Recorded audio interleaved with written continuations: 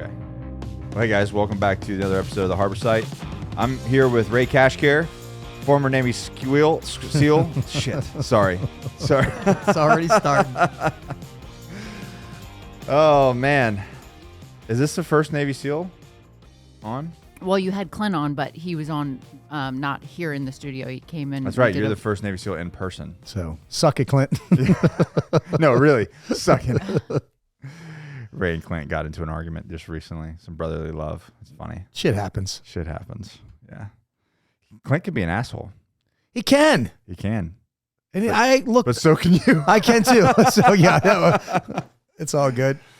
Oh man. Well, welcome, dude. Welcome to North Carolina. It's nice here, right? I like it. I like it a lot. Yeah, I like it a lot. One of the reasons why we came down here was November 5th. We're running a Squire Program here, and Ray's one of the main instructors for that. Yeah, I'm really excited. Yeah. We did no pun intended, a recon of the area, right? It's funny. We did an internal meeting, that PDF that I showed you, and I was like, hey, so Ray's going to come down, do a PDSS, and you know, look at everything for the Squire Program, and that way he's got eyes on, and everybody's like, oh, what does that mean? what does that mean? I was like, oh yeah, He's doing a recon. yeah. So it actually is cool. Were you guys able to go to the other locations? Well, I've been to Wes's before. Only place I haven't been yet is Ryan's, but he's kind of done the same thing. Gave us an aerial overview, so it's legit. Yeah, he's got a good amount of land, and that barn is just badass up there. Yeah. Talking about Ryan Mickler, Order of Man. If you guys don't know, they're running. Do you know the date for that one? Not offhand. It's soon. It's in May. May 28th. May 28th. I just remember that. Yep, May 28th. Yeah, up in Maine. And he's co-located close to the Origin guys, right? Yes, Yeah. very. They're intertwined. Yeah. I'm waiting on my boots. Dude, so speaking of those boots, she got me a pair for Christmas, and when I first put them on, I was like, so I've never in my life worn a pair of true leather boots. Mm-hmm. Like, I've got boots from the store, but a real pair of handmade. Yeah. hard leather boots. And I was like, these fucking suck. You got to break them in. You got to make it, it takes time. So I was like, and I got a blister, and I was like, this is rough, man. But dude, once I broke them in, it's just what she said, because she buys Freebirds. Yeah, leather boots, handcrafted leather. Yeah. Boots. And she's like, you just got to, wear them in a little bit. Dude, they are the most comfortable boots. But it's a love-hate relationship at the beginning. You got to show them who's boss. Yeah. Those first few days, it was uncomfortable. But I mean, I'll have those boots for 15, 20 years. Oh, Easy. yeah. Easy. Easy. The more they're worn in, the better they are. Yeah. Yeah. Well, Ray, Mr. Navy SEAL. Cashcare, former Navy SEAL. Go ahead. Where'd you grow up? I am a Baltimore native, so a criminal. Pretty much, yeah. Just like, Did you get in trouble back in the day? A lot of trouble. I was Really? I was an idiot. Yeah, complete and utter idiot. Did you get caught doing anything? A couple times. So obviously I wasn't good at what I did, but yeah, I spent a little time in lockup and done a lot of stupid shit. Yeah. But that's all before the Navy, obviously. all before the Navy. That all was the stupid shit that was in the Navy is separate. That's a whole separate entity. We're compartmentalizing this, right? Let's stick to one fuck up at a time. No, but that was definitely one of the contributing factors why I went to the Navy. I was not going anywhere and not going there fast, right? I was getting in a lot of trouble, fights, dumb shit. I was a roofer, doing drugs, drinking. Well, how old were you when you joined the Navy? I was 19. Oh, okay. 19. Yeah, I mean, I'm a Jerry Springer show, man. I'm like, literally, if Jerry Springer was going to do like a 2022 billboard for White Trash of the Year, here I am. But that's okay. I accept where I came from, and I'm definitely trying to change the course of that. Definitely. It said you grew up without your dad and you were taking care of your brothers on your bio. I was reading it. I didn't. My brother actually died of crib death before I was born, so wow. I actually have his name. So my real name, true story, I'm going to go, is Raymond. Here we go. Raymond Martin Kerr Jr. is my name. Okay. But my real name is Raymond Martin Kerr III because my brother, Raymond Martin Kerr Jr., died of crib death 9/11/1970. So I have actually one time in my life went to that plot and seen my name on there. It's creepy. So that was before you were born. Before I was born. I was born in 72. So Yeah, but growing up, I grew up from a split family. My mom was in one area, and I lived with my dad in Dundalk, Maryland. That pretty much sums it up. Just white trash, Maryland. A great place. I'm near Spears Point, Bethlehem Steel. And my dad was into a lot of things. He was a biker, and he actually got murdered when I was 11. I remember it was in December. December 10th is when he was murdered. And then I had to go live with my mother, which just started, I'm obviously an angry child as it is, just by nature. Yeah. I think all of that kind of just imploded, and I just started getting in a lot of trouble, doing a lot of things. Yeah, it was the recipe for like the perfect storm, right? It was. It was, and what I ended up doing is taking that anger and energy, and I channeled it into like sports. That's just what I ended up doing. So I was pretty good. So that happened when I was young, and I started squaring my shit away when I was a freshman in high school. I was like, you know what? This is just stupid. So I wanted to, I started getting into lifting weights. Obviously, I wasn't the tallest kid, you know that, but I was always usually one of the strongest. Yeah. So it's been real, I just used like the aggression and the anger as my superpower. I was a wrestler. I was a pretty good freaking lacrosse player. I picked up a stick and I was like, I can do this. And football was my jam, though. Yeah. I like contact sports where you just get to hit men, like cool shit. Getting your bell rung, ringing bells. So did that keep you out of trouble? It, for the most part, yes. Yeah. Yes, for the most part. Or better yet, the trouble that you could have gotten yourself into? I got in the most trouble when I started going to community college. Like, I didn't have the grades or the ASVAB score or the SATs, sorry, to go to a big college. And I really didn't want to do anything. I was a roofer and I just wanted to party. Back then it was a simpler time.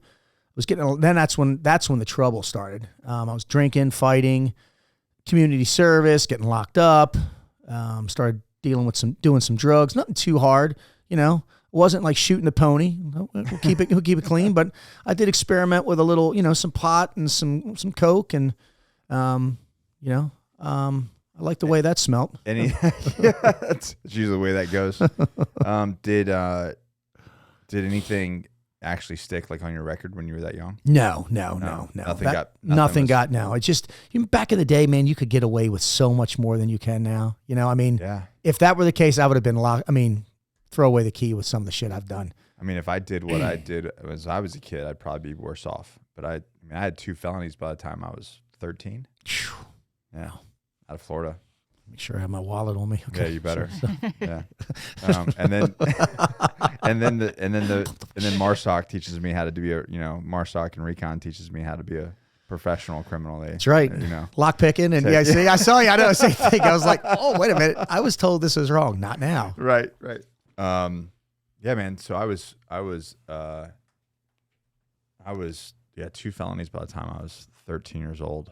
What were they? One was coffee's here. One was burglary over conveyance, and then so that was a felony, and then I was on probation.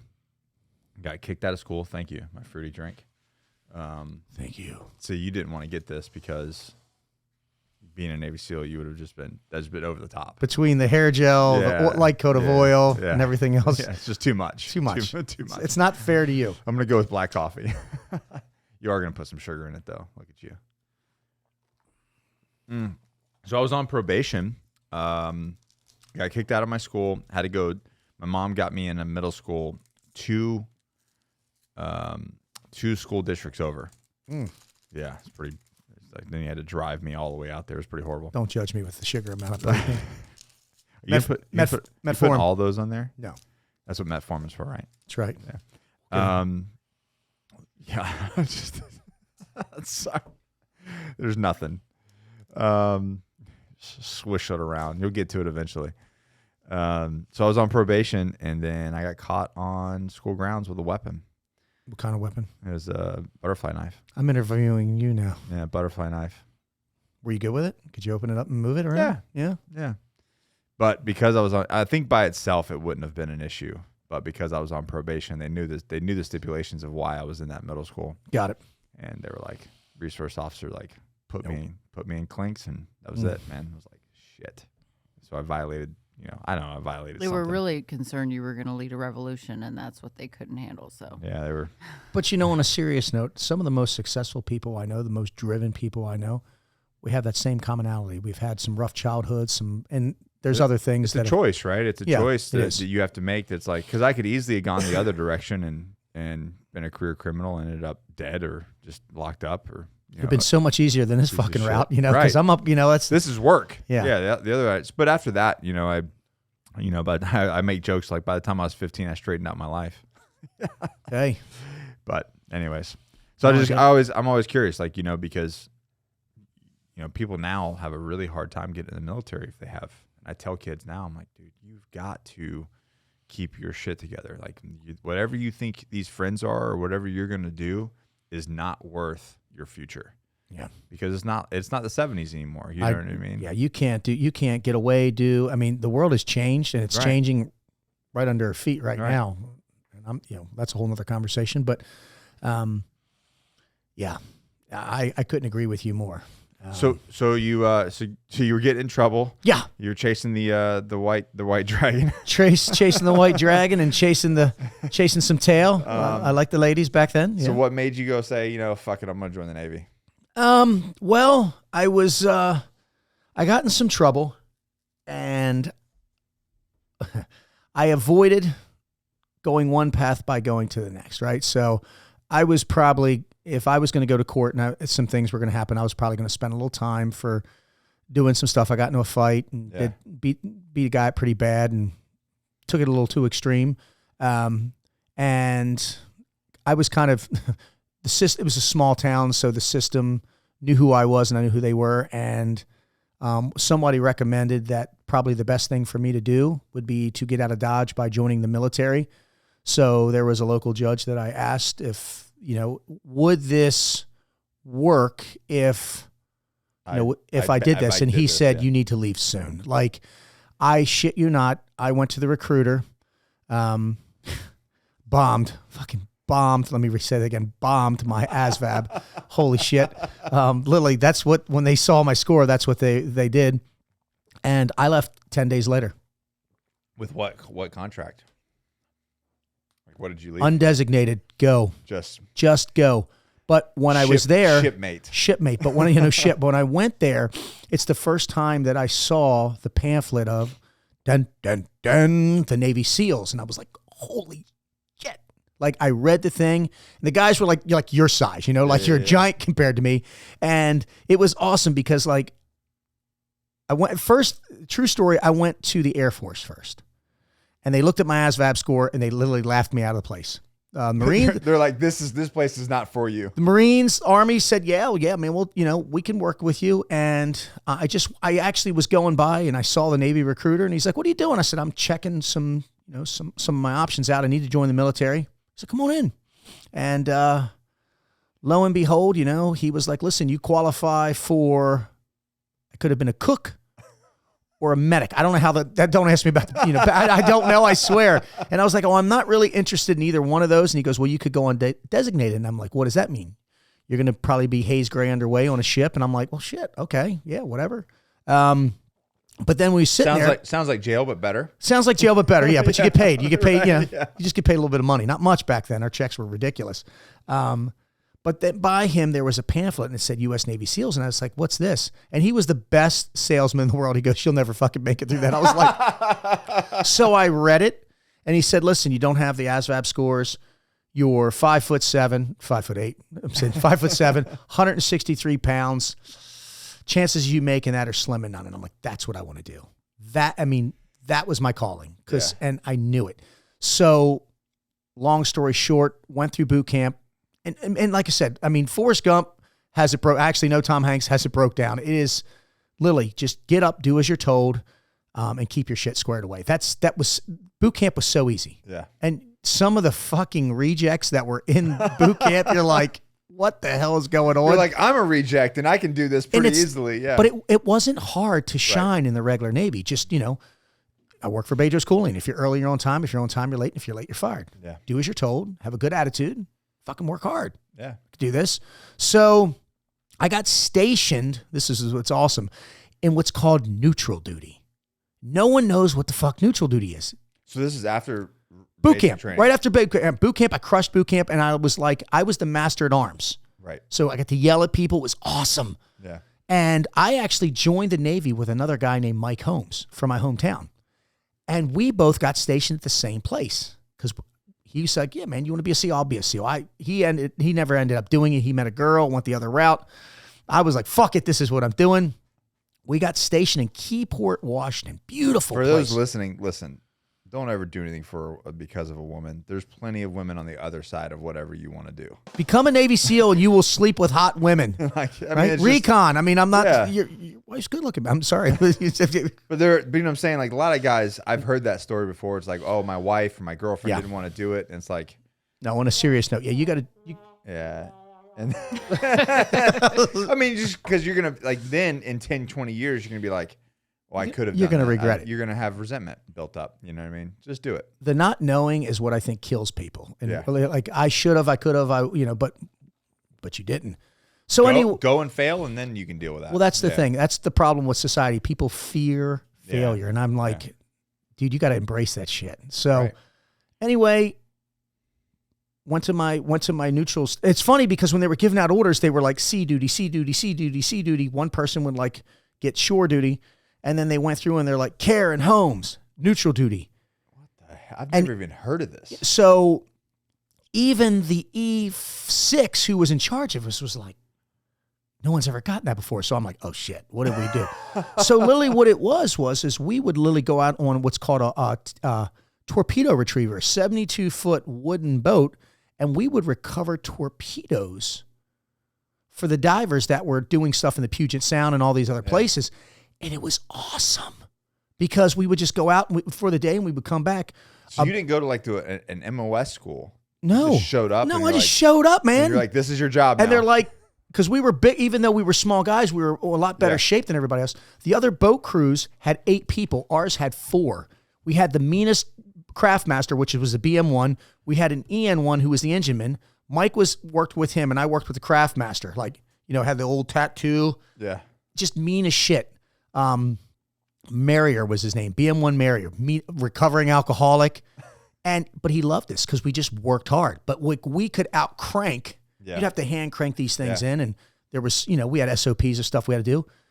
And he was like, your job is to keep the boat straight and neat. Mike's job is to help him with the engine room. We're like, back then, yes, sir. Like, just don't call me sir. Call me boats and call me, okay.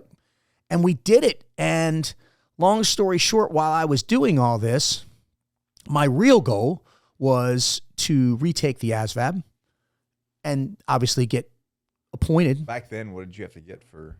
You had it was like a combined. It was the combined score what was getting me. Like you have to have one score and then it's like your mathematical and Your GT.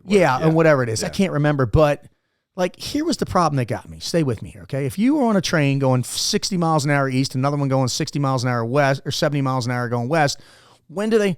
I don't fucking know. I'd never been on a train before. Like, I'm not a conductor. I don't know. You have 3 holes in a boat. These are the questions I remember. Yeah. Which one is going to fill? I don't know. Plug the bitches and let's move on, right? So I bombed it. But to get serious, this is where I really had to do some self-reflection and go, listen, it's now or never. Right. So the first thing I did, the lack of what I did was I didn't ask for external help. And this is something that listeners need to understand. If you need help with something, I was too proud to ask for help. Yeah. So I just grabbed an ASVAB book and I started studying, but I was really studying hard. So you have to wait So how old are you at this point? 20, I had to wait like a year. So I think I was 20 or 21. So like when everybody was out chasing ass and doing everything, I mean, I was still getting a little bit in, but nowhere near like everyone else. Yeah. A little more focused on the goal. Yes. So I'll never forget his name, Wyan Conklin. There's these people in your life that kind of just helped you. Yep. And he was like a little nerd yeoman, but dude, he was the nicest guy in the world. He believed in me. And I like that. He was like, you sure you don't need some help? I'm like, no, I got this. Well, I took the test. You had to wait a year or it was 6 months. It was 6 months. But you have to earn your keep at the, Yeah, of course. at the stuff. Yeah. And I took it. And as God is my witness, my combined score, I missed by 1 fucking point. That happened to me. 1 point. I missed it by 1 point. That happened to me. And everybody. I was in tears, man. Yeah, so was I. I mean, I'm standing in front, like when you got your, like you're sitting at the desk, I'm standing kind of at attention. He was a E6 and I was an E1, I think E2. And, you don't know any better. So he was like, brother, I don't know what to tell you. Why don't we regroup next week if you still want to do this? I went back to my room, man, and I'll tell you what, I don't care. I cried like a baby because, I put out. And that's where it shifted. And I went back to him. I saw him like a couple days later, and I said, Brian, I need some help. I need some classes. I don't know how to do this, this, and this. And like for the next, then it was, I had to wait longer to take it because it was like, okay. Yeah. And this is where the story gets good. And I studied, I stopped drinking. I was working out. I actually moved off base. They let me, I was an E3. And even though I had a car, I would either it was like 5 miles. I'd run into work or I'd pedal my bike in and do all this stuff. I took it again. And and I'll never forget it, man. I can't remember what I had for fucking breakfast 3 weeks ago. Yeah. But I remember standing in front of him and he was like looking at some papers and he wouldn't even look up at me. And that's when I was like, okay, I'm done. And he goes, how do you think you done? I said, well, I don't know how I think I done. I hope I passed it. And he goes, you did. And no emotion, no nothing. And the first thing I said was, can I? And he goes, I'm not going to tell you what your score is. What you do now is what counts. And that was what was so impactful with me. Like, because bottom line, I probably got the fucking minimum score. Doesn't matter. But it doesn't matter, Yeah. right? It's like he said, it doesn't matter. All the hard work. And this guy, like I said, I invited this guy to my bud's graduation. He couldn't come, but because he was so influential to me, right? And he was like, and he's kind of like Silent Bob, right? From, the movies, Yeah. Clerks. He just looked up and he goes, your score doesn't matter. Care? Because he just called me Care. When you're like a BMSN or when you don't even own the right to be called anything, just Care. He goes, but it's what you do now. He goes, right now, you can change, you have the opportunity to change your life right now. And what are you going to do? And I'll tell you what, man, it lit a spark under me. So this was like year 2. So there's a program where you can apply to be what's called a mud pup at a dive locker, which is literally just an errand boy. And my job was whenever new candidates come in to screen for EOD, diver, or SEAL, my job was to run with them and don't lose at too many things. So I just trained my ass off. And what was really cool is they treated me like shit, but that was, how it is, man. Yeah, of course. You've got to earn your right. But I ended up being a timekeeper for doing hyperbaric treatment tables. Okay. So it was really neat. So before you're even in, I'm even in, I'm learning. I'm learning this. Yeah. And truth be told, and actually he just passed away. Rear Admiral Smith, Ray Smith, just passed away. He was friends with a gentleman named Jake Avison, who was one of the only divers who had gone through all of BUD/S except for Hell Week. Back in the day, they used to do things different. He went through the whole program except for Hell Week. True story, they offered him a try, and he said, no, I didn't earn it. Him and a gentleman by the name of Bobby Moore, who was like one of the most senior divers in the Navy, Admiral Smith, knew him. And why didn't he do the whole because divers used Why did he do it in general? Divers used to augment in and do the training for things. Like this was before my time. Like he's an older guy. Like he's in his 70s now. Frogman stuff. Frogman style, yeah. So he did everything except that. He was so old school. He's like, I didn't earn it. I didn't do the Hell Week. And they were like, would you want to go through Hell Week? He's like, fuck that. So, so anyway, I'm trying, I do this for about another year and I'm trying to get orders. And back then it was really hard to get orders, right? Because now it's different. You have like this draft and you have all, Stu Smith and Jeff Nichols and all these amazing people have all these programs. We didn't have shit back then, man. You just fucking trained. Yeah, like, same with us. It wasn't even the internet. You had no clue. I have no clue. No clue. Yeah. So it was like, you need to run, push up, pull up, sit ups, learn how to tie knots, and you're going to hold your breath. So that's all I did. Well, what year did you join? The Navy or? Yeah, the Navy. 1992. Okay, so the movie Navy SEALs was out. Yes. So that's the only thing. That was it. That was it. So except for jumping off a bridge and And you know, going into it, was Dick's book even out by that point? I don't think it was out. I didn't really start getting into reading any of the books and shit until actually I became a SEAL. Yeah. I knew nothing about it. Because there was nothing out there. Nothing. And you weren't, you know, you didn't have cell phones and all that shit, you know? I was a geolocator before. I just hunted. I'd chase a woman down. I'd drive there and go there. Right. But anyway, shit, I lost my train of thought. So you're running with the guys that are going through. Yeah. Oh yeah. Here we go. Here we go. Here's the story. Yeah. Thank you. And Admiral Smith comes up. There was a retirement, and he was coming up, and fucking frogman. And it was me and a guy named Chuck Drude. Chuck Drude, fucker, hate him. He was going to be EOD, but he invested in this company way back in the day called Starbucks. He put like 10 G's in, like at the base, and he's like worth $1 gazillion now. And I love Black Rifle Coffee. Everybody was probably like, "You're an idiot. It's never going to go anywhere." I bought a Harley instead with my money. Yeah. And but anyway, when we would run, we would always do like these 1, 3, 5, 7, whatever. I mean, back then, who cares? You know, you'd run. Well, we did this run, and our master diver at the time, it wasn't Bobby Moore. It was a guy named Ray Augustine, a big Samoan who took over. And I think Jake was retiring. And at the last mile, he would pretend like he's holding us. We wouldn't have shirts on. He'd hold us. And he's like, "Admiral Smith, you want to see this?" And Admiral Smith, you know, we're running. And he's like, "Yeah." He's like, "Watch what happens when I release the dogs." Right? That's what he would do. And he would let us go. And he said, "If you win, you're going to Buds." Like, and it was a joke. He just whispered to me. And Chuck Drude was like a runner. And I mean, I am running as fast as I can, right? They're trying to keep up, and we're fucked. They're old, man. We're like, rah, running. I'm puking and just doing it. Hit the finish line. Swear to God, concrete. I'm all busted up. Boom. Me and Chuck came in like the same time. I still think Chuck kind of waited up for me because he was a beast. Literally, when it's done, I'm just laying there, and Master Diver comes in. I'm just laying on the ground, and obviously, you know, never show that shit, right? Yeah. He's like, "Get the fuck up. Admiral Smith's coming." So I jump up. I'm fucking bleeding. I think I puke all of me. He's like, "Not bad." And that was it. That's all I heard him. That was on a Friday. Monday, I got called in the Master Diver. And, you know, like, he's like, "Hey," because usually I'm in PT gear. He's like, "Hey, put on your," I was still in fucking dungarees. "Put on your dungarees." Thought I was in trouble. Like, shit. Staying attention. He's like, "You're going to Buds Class 200, which leaves in like 4 months." And I was like, just speechless. He's like, "Close your mouth, get the fuck out of my office." You know, because that was huge. But this was my lifelong dream. So, you know, I showed up to Buds, and the rest is history. So man. you got your shot through hard work.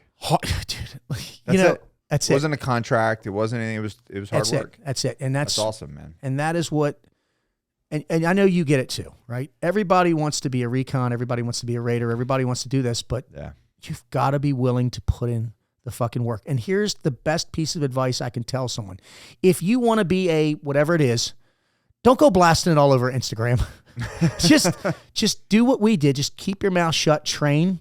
Do the work, and do the work. Like, and again, Stu Smith, Jeff Nichols, like, I wish to God I would have had them back in the day. Their programs, like, people ask me, "Will you train me?" And I'm like, nope. I push them over to both of them. I don't even think they know it half the time. I'm just like, "Hey, go to Jeff at CSCS or at Stu." Why would you not? Because they're the best. They're the best at what they do, you know, versus... I mean, we just didn't have those, and that's the reason why, like, you know, Josh and I do the stuff with the Raider prep and recon prep and things like that. It's because, you know, people are like, well, a lot of people go like, "Oh, you do this for money and blah blah." I'm like, first of all, let me tell you about how money goes. Yeah. You don't make fucking shit off those things. No, you don't. I mean? That's the thing. Everybody we make our money elsewhere, but but the reason why we did it is because people were reaching out and we didn't have anything. They're like, "Well, how did you train for recon?" What are you talking about? Fucking ran and did push-ups and lifted weights and did what I thought. They're like, "What would you do now?" The program that we wrote. Yeah. You know, if I was going to go to Buds, I would go seek out subject matter experts, and I would do exactly what they said. Yeah, that's exactly what I would do. But we didn't have that. Yeah, you know? I didn't have, like, when I got in the pool, someone taught me how to swim. That was it. Like, I didn't. Man, you didn't even really knew how to swim well? No. Were you? No. I sink like a fucking rock. Like, literally, I have a gift. I can go out there and go. I think that's problematic for being a SEAL. Man, I don't listen. The job, listen, if you have a mission, you have vision and value, the goal is to get it done. That's what I did. So 4 months you had to go to Buds. And then did you start training? What'd you do? I was already training, brother. I didn't change. I didn't change anything. You didn't change shit. I didn't change. No, my regiment was already where it needed to be. It's just like on the weekend I would go out and like have a drink, and I still do, right? Yeah. And I even had that mindset back then. Everybody's like, "Oh, that's a cheat day." No, it's not, motherfucker. It's a reward day. I'm not a cheater. I don't cheat on anything. I hate the cheat stuff. That, right? Yeah. You know, I mean, you're getting up this morning. I saw you. You're eating your icon meals. I'm eating my oatmeal. I mean, dude, you're gonna be 40. Yeah. I'm gonna be 50. I mean. Yeah. This Takes fucking work. This combat chassis that you see, this is hard fucking work. It doesn't happen naturally. That doesn't. That's the thing. People think, shit comes easy. They think that you just play a video game or you watch or you read a book and you're gonna. No, man. Case in point, we had, we recently, and I'll touch on the subject. We recently had someone just pass away at Bud's. It happens. Yeah. We had this conversation, and Jason Redman's been on CNN doing it, and he was talking about what was it called? Surf therapy. Surf therapy.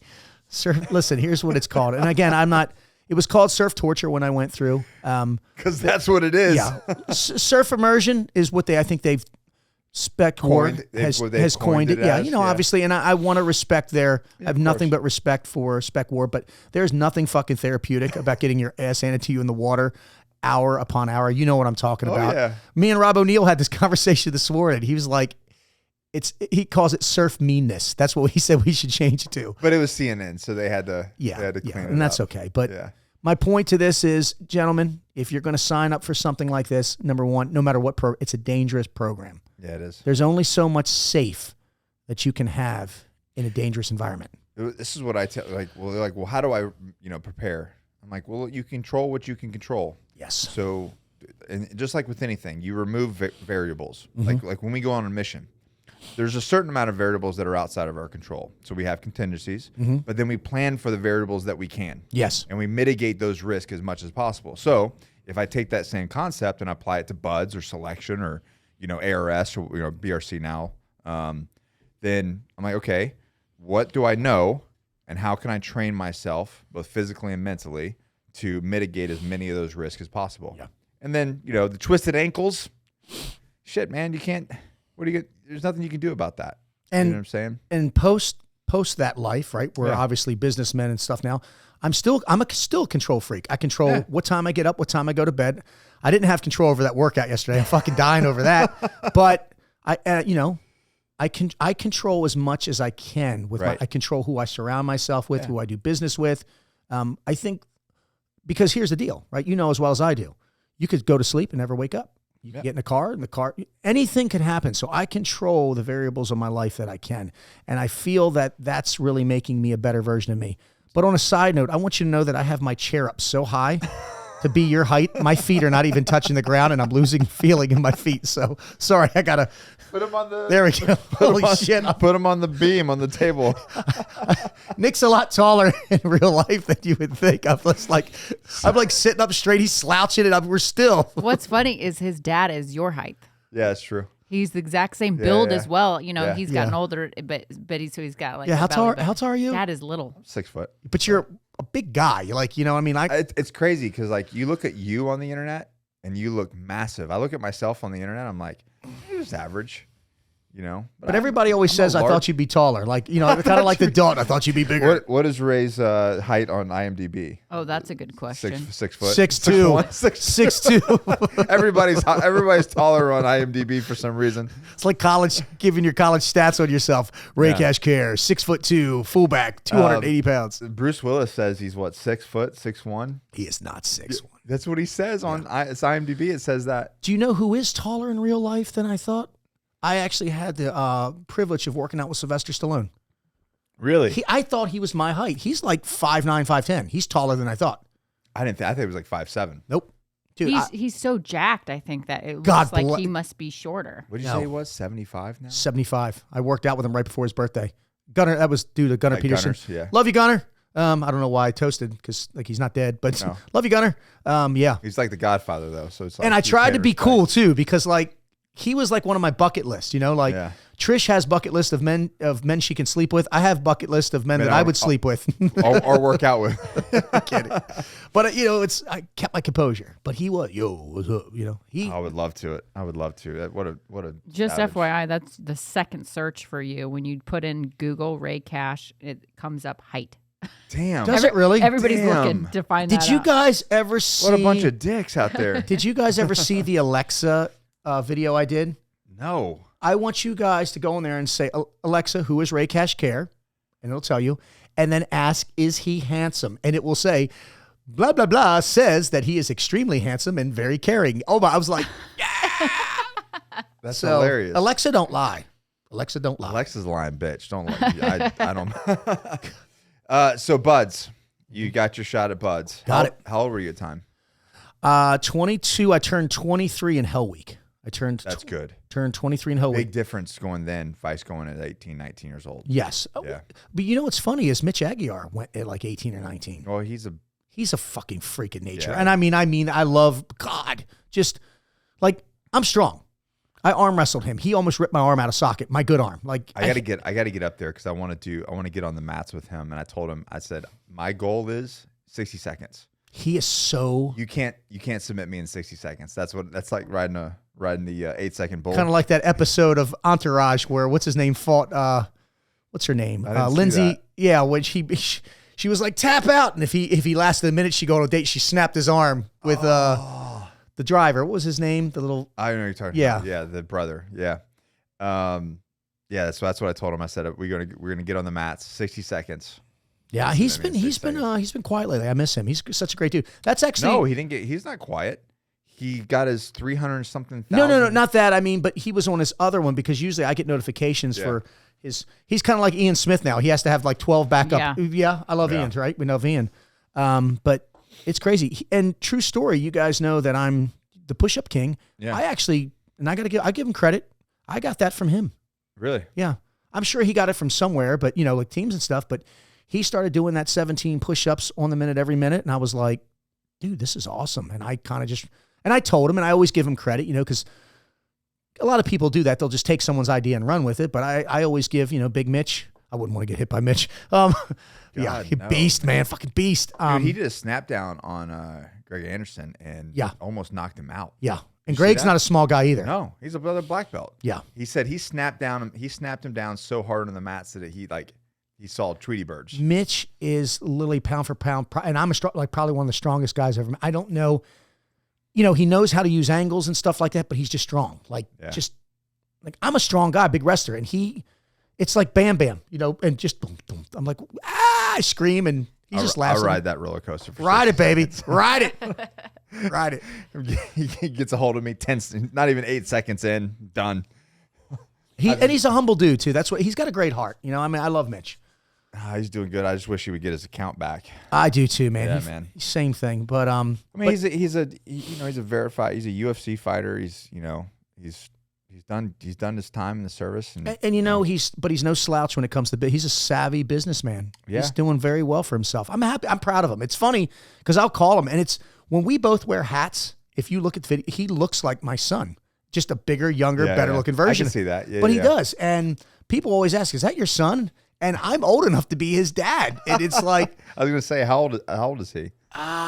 In his early 30s. Damn, really? Yeah, dude, it's very successful, man. Good on him. Good. Hey, let's get back to talking about me. Fuck me. No, I'm kidding. I love you, Vince. Don't punch me. No, I'm kidding. I'll never forget when Greg went up there. He set him in that sauna. So not only did he almost knock him out, but then he made him puke because he sat in the sauna for so long. Yeah. He came out and puked. Yeah. Ugh, that's horrible. That's another guy. I met him, Anderson, at Ian's place. That's right. When you went up there to... I don't think he's a fan of me either. So it's funny. People either love or they hate me. There's no in between. So I think that... So Recon Marines and Marine Raiders, we come across Navy SEALs. It seems like we come across Navy SEALs quite a bit. And so I had, in my career, I've... I don't know. I'm just used to Navy SEAls. Well, he was a Ranger, wasn't he? Yeah. Yeah, I don't... Yeah. So I don't think Rangers and SEALs come across each other very much. So. What's funny is I reached out to him. I don't care. I'm like, hey, get my ass whooped. And I said, hey, man, I thought I was following you for the longest time. So I followed him for a couple weeks and he wrote like some little snide thing back.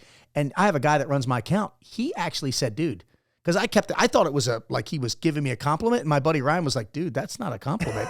So he was like, that's a velvet dagger. He said, he goes, I unfollowed him for you. I was like, why'd you unfollow him? He goes, dude, that guy ain't going to follow you back. I was like, and I like him. And I was like, okay, well, you know, I'm not everybody's cup of tea, man. Yeah. And that's the thing is like, I think that unless you just know the SEAL personality. Yeah. And I'm a big person. I'm a big personality. And well, a lot of them are. Yeah. But you have to, if you're comfortable playing with that, yeah, then, you know. Yeah, he don't seem like he jokes around a whole lot. I don't know. I don't know him. Yeah. Maybe when he gets to know you, but like, I love I love what Rangers he's are doing. a little more serious.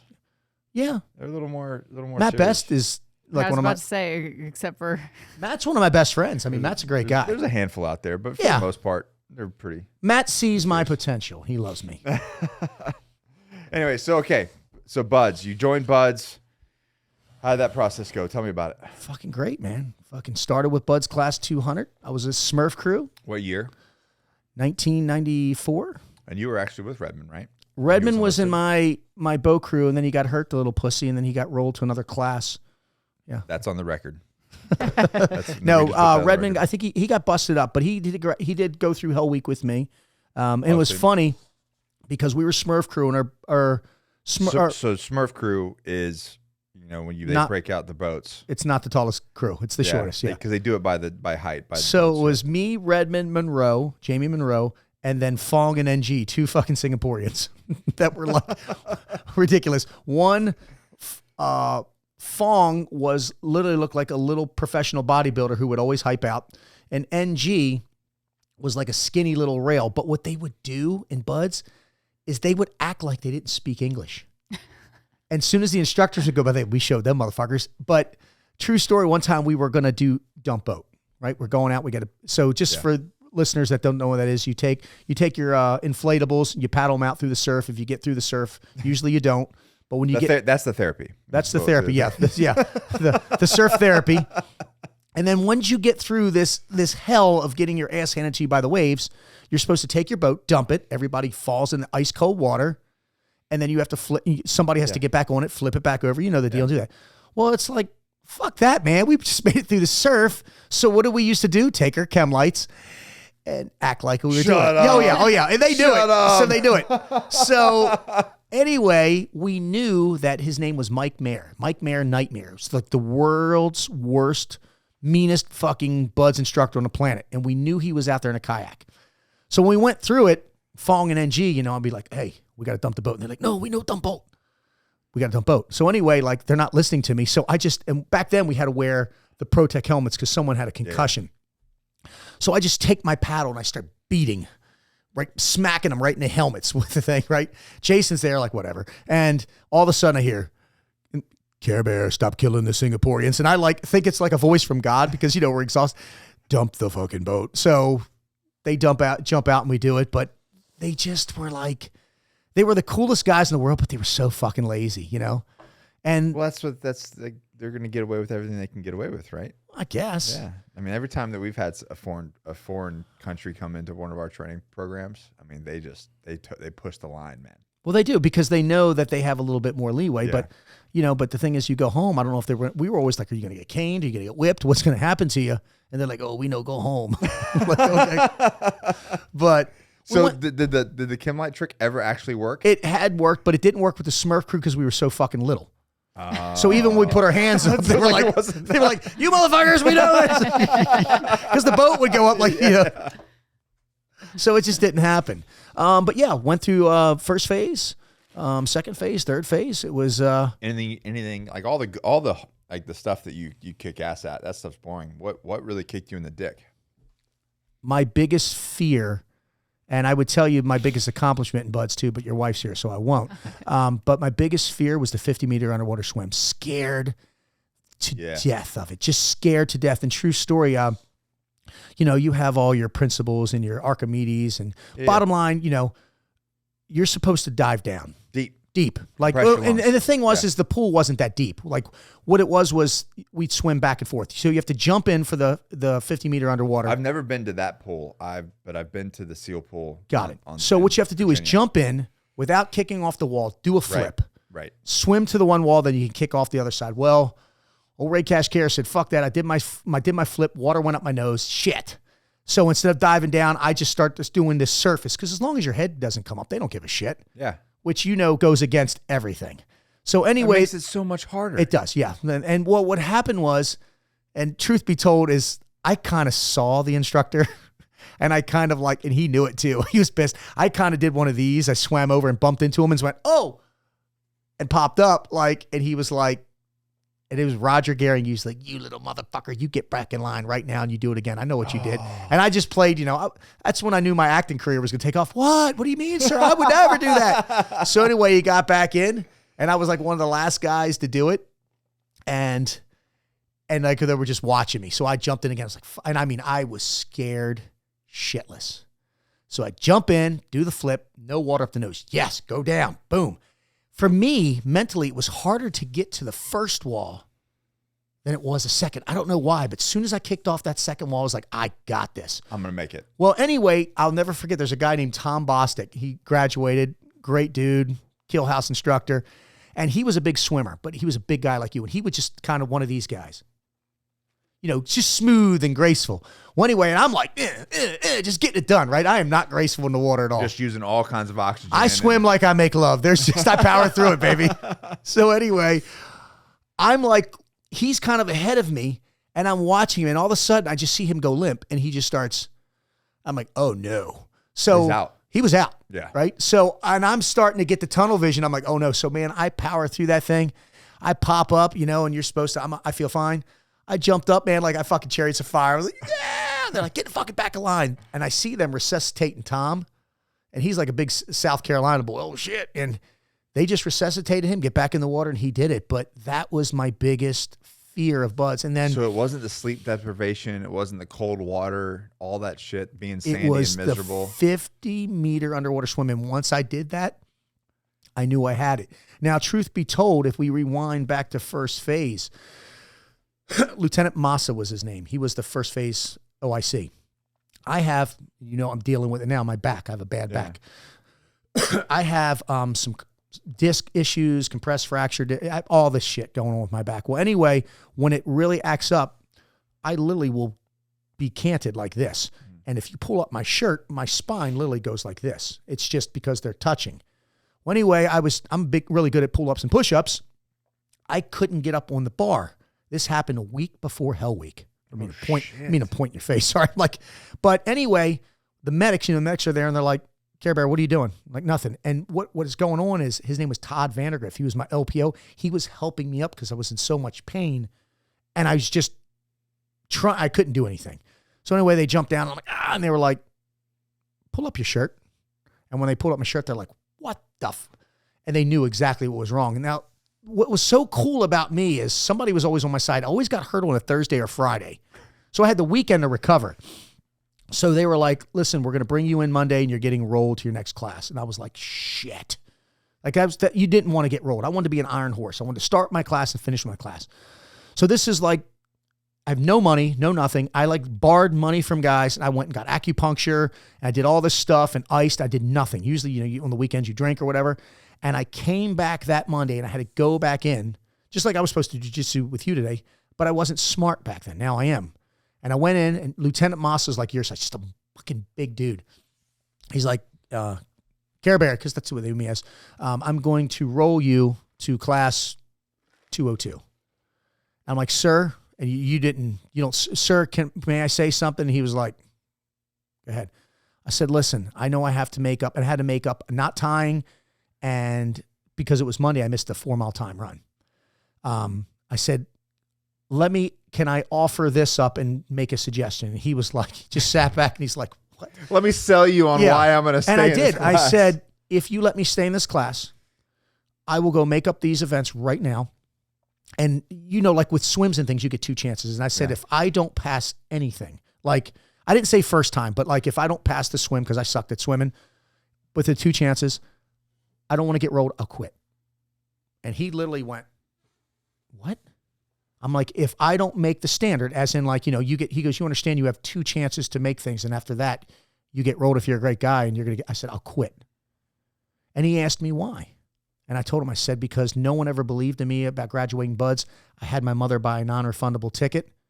This isn't about, and he told me, he's like, you have to go through buds for you. And I said, I know, but right now, this is my motivation, my drive. My why. My why at the time. And that was the biggest thing that I used to do wrong.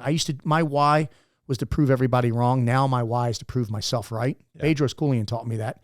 And he was like, son, do you understand what you're asking me? What you're throwing on the table? I'm like, yes, sir, I do. And he literally just stood up, and I mean, the mountain of man, he was a fucking man. He shook my hand, almost broke my hand. Okay, I'm going to go take instructor Joe Hoss with you. Joe Hoss was the guy from The Rock, the big black guy. Let's go. He used to play for the Oakland Raiders. So first thing he says, we're going to go do knot tying. So we went to the tower. This is when the tower was still running. So swim down 10, 12 feet, whatever it is, tie your bowline. Boom, tie your Beckett. Boom, tie this. And I tied them all. Came up, done. All right, Care Bear, you did good. I want you to tie them all now. What do you mean tie them all? Tie them all. I'm going to come down with you. So Joe Hoss, I went down because there's a little place for time. So instead of me looking, he just was. So I went with the bowline first. Boom. Tied everything. Boom, boom, boom. And as I'm just looking up and he's giving me the okay. Last one I tied was my right angle because that was just the easiest one to get off and pull going up. Sorry about spitting. And as I'm swimming up, I felt like someone was pulling me down. And I guess I got to about 3 feet and I blacked out. Picked me up, resuscitated me. And I'm like, oh my God. He was like, you're good. Now you got a 4-mile time run. I was like, because back then no one gave a shit. It's that was it. I was like, okay. I did my 4-mile time run. I joined my class. Gus Kaminsky was in charge of it. Welcome back. And I was like, and that was all it took. I think someone was testing me. I really do. I don't want to get real religious, but a greater power said, listen, you passed your 50-meter underwater swim. Now we're going to throw this obstacle at you because that's what life's about, getting obstacles and how you're going to overcome and conquer how them. many people would just have taken that well, I guess I'm getting rolled. Man, that's it. It was it. But I knew, I know this sounds so cliche and I'm talking to another operator. My fucking destiny was to graduate with that class. And people don't understand it unless they've been there. I had to start this and finish it with those same group of men, And then next week I had Hell Week, which was fucking a blast. I mean, it sucked, but it was awesome. And here you go. Here's a great story. Spec War, you'll love this about us. So when you graduate Hell Week, obviously, what happened to the individual. You're monitored for first 48 hours. Back then, it was just hey, we'll check on you in the morning. So Jason Redmond and I were both enlisted. And I mean, dude, I had some chafing, but there were guys that were missing hair that never grew back. Oh, yeah. They were destroyed. And me and Redmond just looked like we got in a bar fight. So when it was over with, Jason's like, hey, man, because I had a truck and he didn't. He goes, you hungry? I'm like, fuck yeah, I'm hungry. He goes, let's go to Hooters. So true story. I told you, I'm wearing bunny slippers, a pair of cutoff jeans that were entirely too short for public TV today. And Jason's wearing whatever. We went to fucking Hooters and we were a wreck. Our hands, our nails, remember your nails? I couldn't even pull my wallet out. Well, anyway, we were so fucking delirious that we ate our ass off and we left and we forgot to fucking pay. So as we're out there, we're like, we got to get the fuck out of here because we're in trouble. So we try to run and we're like, we can't move, right? We're trying to get to my truck. But it was epic, just the stuff that we did. We actually went out the night that Hell Week, it secured. We went out that night, and then, all the crazy shit happens when you're sleeping, all the water. And oh, yeah. But I don't think drinking 3 beers and eating fucking sodium helped. No. But that was the shit that we did. That's what I did. Yeah, man, it was great. I remember those times, coming off those weeks of that type of training and stuff, and you haven't slept in days. I mean, you are just delirious. Your body hurts in ways that I can't even explain. Oh. And then you would go out because you're young and you're like, fuck it, we're going out to drink beer and eat pizza or something. We were it was a different time. And now when you go to the team, it's they've got chiropractors and they've got they've got psychologists and we used to have the roach coach who went out and ate fucking quesadillas. No, man, you got PTs and acupuncture and all kinds of, Well, we're getting smarter, but the thing is back in our time, it keeps operators healthier longer. Healthier longer. There's definitely a higher attrition rate for longevity. I agree. But back in the day, man, it was all about just get it done. CrossFit when we did that. We just threw shit around like heavy. Back it was how big can you get? Yeah. It was awesome. I miss those days. I do miss it, but as well as I do, there was a lot of political bullshit that you had to deal with. At least the SEAL teams that we did. Of course, and that's one thing I tell people is like, is the grass greener? Sure, it's greener, but you're going to deal with some things that are a little bit more frustrating. Yeah, you know what I mean. Like because you really do when you started getting into the SOCOM world. You do have to, unfortunately, deal with a higher level of U.S. politics. Yeah. And that's where it kind of sometimes can steal your joy, especially if you run into anybody from the State Department. But I wouldn't go back and change a fucking thing. No, neither would I. I mean, neither would I. I wouldn't be where I am. It's funny. I always tell people, say, you wouldn't be where you were if it wasn't for the SEAL teams. This is what I tell people, and they laugh. I wouldn't be where I am if it wasn't for me. Yeah. And people are like, what? I'm like, and it's true. I worked my ass off to get where I'm at right nobody, now. You don't just float through those courses. No. You know what I mean? But now all my efforts, right? Obviously, so did that 12 years with this, I was in the Navy for 12 years, 8 years of that was a SEAL. And then I went over to the agency. When you got out, why did you get out? What was the reason? I had gotten some trouble when I was younger and there was a knife involved. And I don't think I would have ever put on chief and this and that. And I didn't I kept missing. I was over at SDV. I kept missing the battle. Like you join up, you want to go to battle. At least that's what you think you want to do. And that's when I got into the world of hearing about contracting and the money that could be made. And that's when I met Trish, my wife. Yeah. And I was like, I could make this much money, or back then I could make $60,000 in a month. I didn't even understand all the shit about taxes and stuff. Because but it sounded good. But it sounded good, Yeah. So obviously, I was making X amount. I was making $40,000 a month, but I just was like, you know what? I want a little bit more freedom of being able to come and go. So I spent 14 years with them and made a shit ton of money. But like anything, it took its toll on me. Seeing a lot of your brothers die, and that was where then we started integrating. We weren't just straight SEALs. I was working with, recon, and I was working, some of my best friends are recons, and even, we had Rangers, and we had combat controllers, and it was just like, you just take us, and we were in an element where we were providing security, and I did that, was a firearms instructor, and did, the Spagil stuff, the Zero Dark 30 bullshit. Yeah. For the next 14 years, but that was taking its toll on my family. I mean, being gone 8 months out of the year pretty much for 14, That's what people don't, I think they I get hit up with, like, what's contracting like? It's exhausting. Yeah.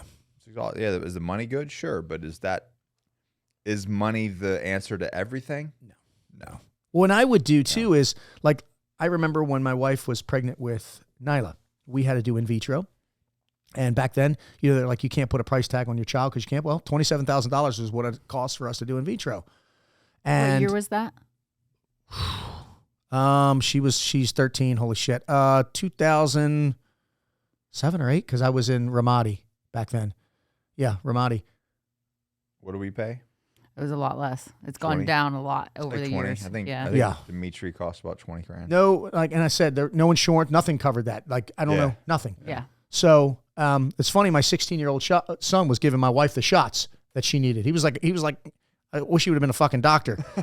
But shit just changed, and it was like, I didn't want to. They're like, oh, you can do a payment plan. I'm like, I'm not putting a payment plan on a kid. So I did like 103-day trip at $1,000 a day. Yeah. That was when I was with MVM. And I was in Ramadi, and man, we were fucking turning and burning, and I was there with like Randy. I was there with legends. Yeah. Right? Legends. Like Randy Rhodes is a god in SF. And I was there with Southside, one of the guys that got killed when the explosion went off, and with Jason and those guys. Just one of the best crews I've ever been with. But the problem that I had with contracting is I was coming home after 103 days or 60 days, and I was trying to pick up with where I left off. Well, she evolved and has grown. Right? Like case in point, when my daughter was born, I was gone literally all of her buildup except for 1 month. Mm-hmm. And then as soon as my daughter was born, I left like a month later. And like when I left, I'm holding her neck And when I come back, everybody's laughing at me like going, what the hell are you doing? I'm like, I'm holding her the same way. I was just picking up where I left off, but what I didn't realize is we always think it's a weird thing. We always think that like time stops. It doesn't. Yeah. No, you're just you're just missing shit. Even though I was calling my wife and everything, and I'll tell you the greatest invention that was ever invented. Thank you, whoever invented the fucking camera computer. Skype. Yeah. Back in the day before. Dude, because I'll tell you what, I don't know who was monitoring that shit, but boy, they were getting shows. Me and my wife, she'd be like, dress it up. I was like, yeah, baby. Because it used to be the phone. Yeah. 917, you dial the number on the black phone. Yeah. And you sat there in front of all the guys, like when we were in Missoula, and all the guys would be there listening to you. Oh, tell Trish I said hi. And, there's no privacy. There's no privacy. But then we got the fucking camera. You wouldn't see anybody again. That's all guys were doing. They were just like jerking off, right? It's funny how those things evolve, right? Because my first deployment, I was gone 7 months, and dude, I barely even spoke to my family for 7 months. I mean, it was like letters here and there, and then every once in a while a call, maybe once a month. Didn't you say you guys were sending each other VHS tapes and stuff? Yeah, she would send me VHS tapes to the kids, but we still made it work. That was what was amazing. But now, like at the end, my wife would be like, "Can you stop calling?" Like, you have time on your hands. Hey, I'm busy. Yeah, she's busy, and I would like, I want to talk, and she's like, I don't miss you because you're talking to me 6 times a day. Seriously. So now, but then if I didn't call her, she'd be like, it's like, are you dead? Yeah, right. Yeah. But sometimes you go on missions, sometimes we fly in and do halves and stuff and it would be gone. But, I'm not pulling out you wouldn't pull out a cell phone in certain areas and stuff, you'd be careful. So there'd be some times where I go 3 or 4 days. And like when I was working in Syria, there'd be a couple days where we never talk. She hated that, but I'm like, I would think to myself, bitch, I would think that you used to say, don't air that, cut that out because it's don't do that. But I'd be like, you get mad if I call too much. But in all actuality, she needed that. You know what I mean? Of course. So did you go? So you got out and went straight into contracting? Straight in. So you really never left the military mindset. Never. You never really transitioned from. This is Joan. Go and listen. Never transitioned from like that job. Never. So then did it catch up with you on contracting? Yeah, when did it catch up? Yeah, when did it kind of catch up with you to like, oh shit, I need to work on myself and figure, because we all have to deal with that. When everything changed when my daughter was born. That's when it started yeah. I mean, I wasn't even, my son was around and he was cool with it. That's the life he knew. But I was like, I don't want to live this life with my daughter. Like, and man, I'll tell you what, I mean, having a son and a daughter, it's so cool, but it's so different. Yeah, it is. So different. Definitely is. We were having that conversation. Boy falls down. Get up, boy. Stop. Let me tape up that, I'll tape up that. I'll get some glue. But your daughter falls on her butt. Oh my God. And it's not fair, but that's how real men are wired. We want to protect women. And I was like, I want to be around for her. Yeah. And that's where, I mean, I was looking and looking and looking, and I'm very, I didn't want to just jump into something else. And it took a long time. I mean, fucking long time before I found Bedros. Yeah. You've been at this game for a while now. Which game? Like outside contracting, just, work and I've been entrepreneur life. I've been entrepreneur. Listen, entrepreneur is a guy who gets up and takes risks. So everybody's a fucking entrepreneur. If you look at the definition, I'm always taking risks, but being a real entrepreneur and getting in business is a lot fucking scarier to me than battle, because I never know who's on my side and who's not. Like, that's what we've had these conversations offline. It wasn't until I met Bedros. I mean, and that's the thing, man. I'm very selective who I trust. And it took me a long time. Like, I've done a lot of gigs, I've done some speaking and stuff, but the minute that I met Bedros, we tell that story about the drinking, and we have so much in common, and we just hit it off. I mean, I call him daddy, he calls me boo. I mean, it's just, most people don't have a relationship. But before that, you did what, a movie? Yeah, so I was in Captain Phillips. I rescued Tom Hanks. That was the voice. I did The Selection with a great cast of guys. That's Marcus Capone, Sean. I did it with The Black Hammer, Donnie Bowen, Burt Koontz, piece of shit, I love you. and Tyler Gray, who's now one of the executive producers on SEAL Team. Yeah. Great show we did. I did the show with Rob Roy, who was one of our few African-American SEALs, SEAL Team 6 guy, the Snow Bro. We did, that was Ultimate Soldier Challenge. That was when when we won, I was supposed to go up against Tim Kennedy and his guy. And that's when I kind of first met Timmy, because when I won that, I actually won it. Rob was 50 and I was 40. Obviously, Timmy's a lot younger than me. And it wasn't Timmy talking shit. It was whoever his partner was going, yeah, man, Cash in his day would have been a great fucking competition, but he's old now. And I remember I called up Timmy and I'm like, dude, what the fuck? And he's like, hey, and I'm like, well, let's start with you, Tim. I'm just saying, listen, don't count this old dog out. Yeah, but right. And that's how I met Tim. Great guy. And then I also did, after that, I did the Ultimate Soldier Challenge, Ultimate Hell Week for BBC. And that's where we took kind of the same premise. This was before the selection, where we took, it was like 30 of England's toughest. And myself and a guy named Woody Minster went over there, who's one of the plank owners of Ground Branch. Team guy, amazing dude.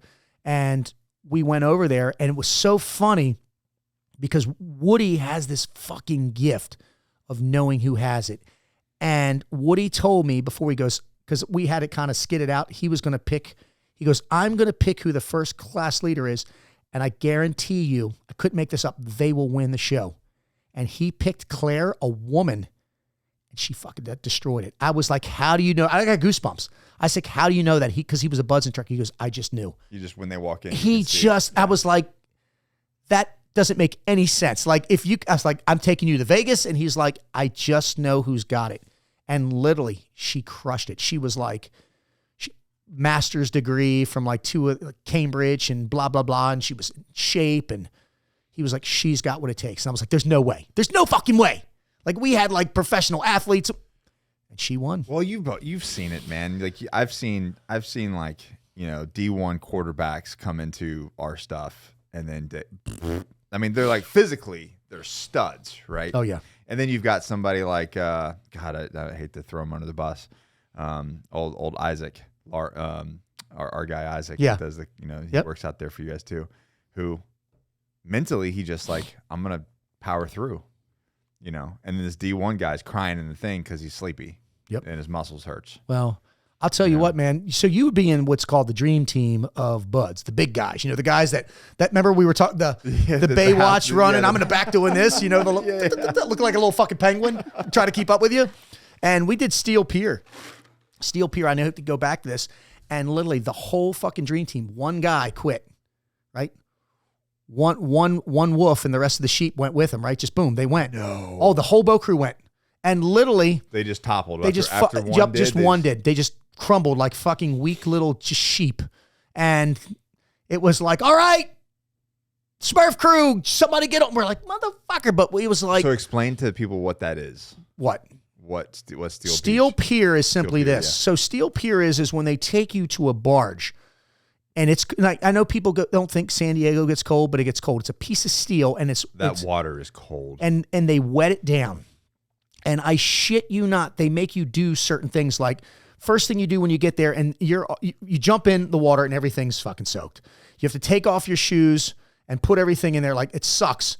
And you have to start doing little things, and you can't do it. Like, tie your shoes, put them in the left corner you have a box, and your shirt and this, and you're just like. So then they make you stand back up. Now you're just like your skivvies, and you're like cattle. They move you to the end of it, the white buffalo, and you go in again.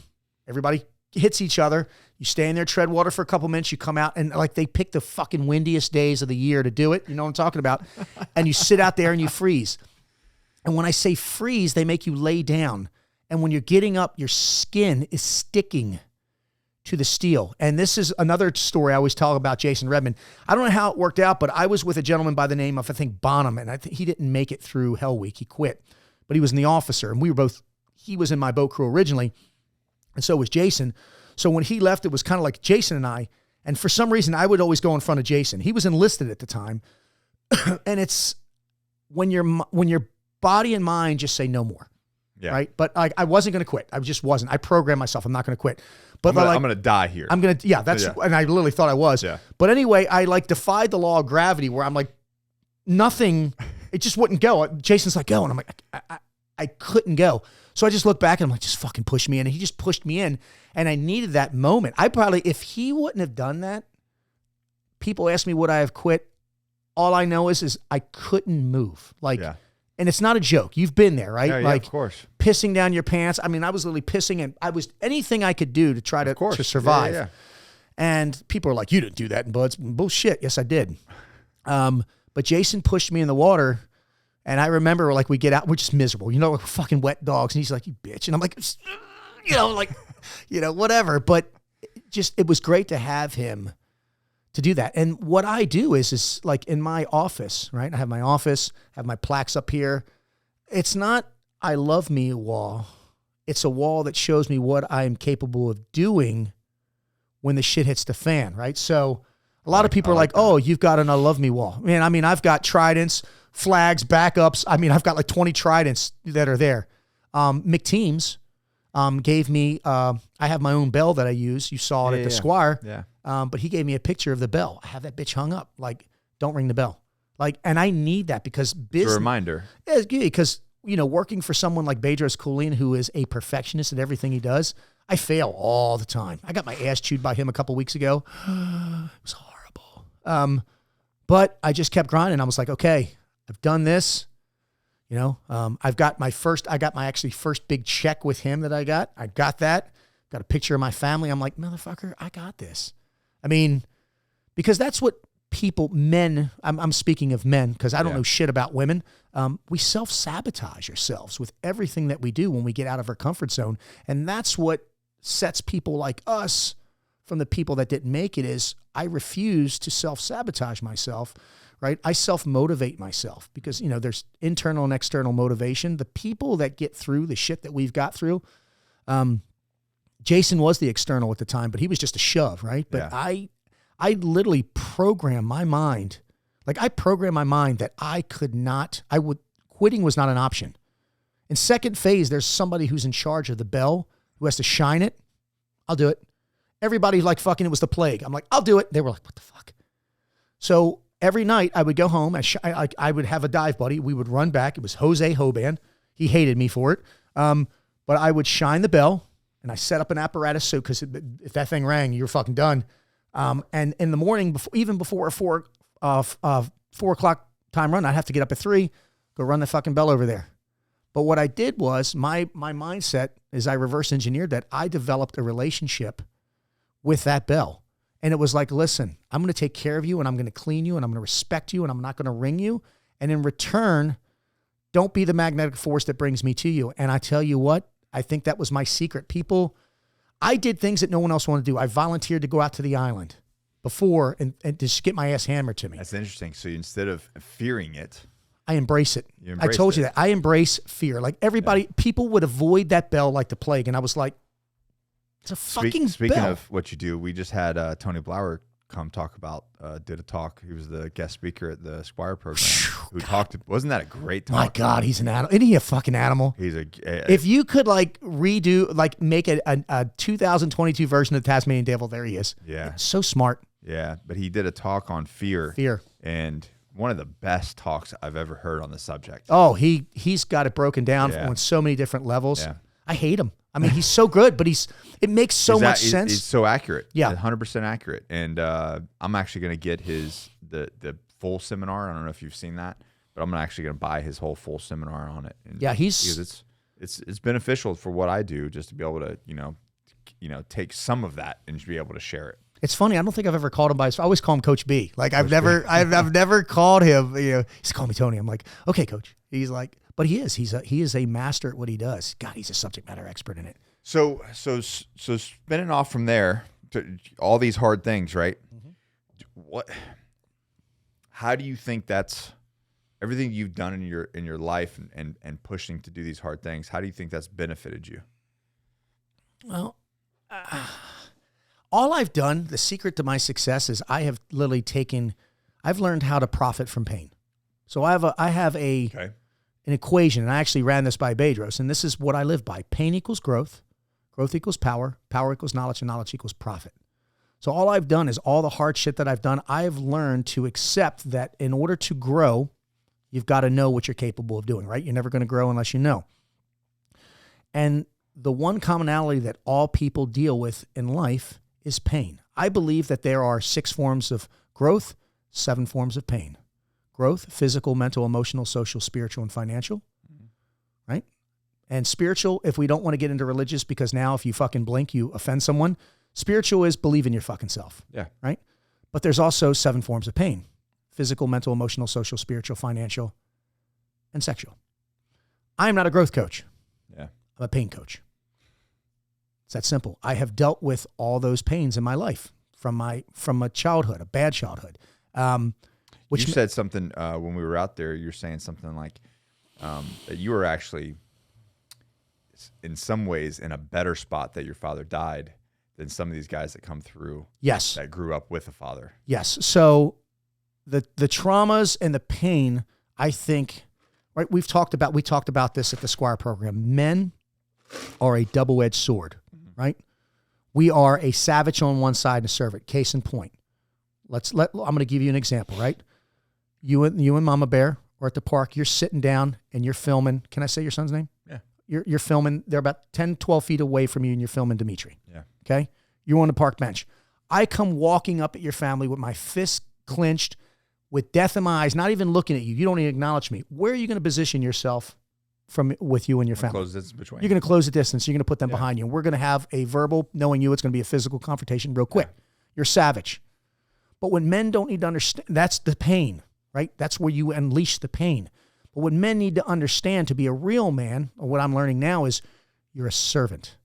You're a servant to yourself and to your family. Like, I don't know how you guys did it. And it's funny because Bedros always says, and I'm going to get to it, you choose your spouse. Let me tell you what. This lion was checking out the lioness, and there were a lot of other lions checking her out. And I had to ask her father for permission. And I got on my knee, and I asked her, will you marry me? She chose me. Yeah. From the minute that she chose me and I put that ring on her finger, I realized that, yes, I will be the savage if I need to, but I will also be the servant, serving her. My wife, I love her to death. There she is. She's on my arm. I've got 2 great fucking kids. My job is to serve them. My job is to teach my daughter how to be. I only teach so much with the girl. That's her job. But the boy, it's my job. I need to teach him, and I inflict pain on him. I make him push himself. Jiu-jitsu. He does jiu-jitsu.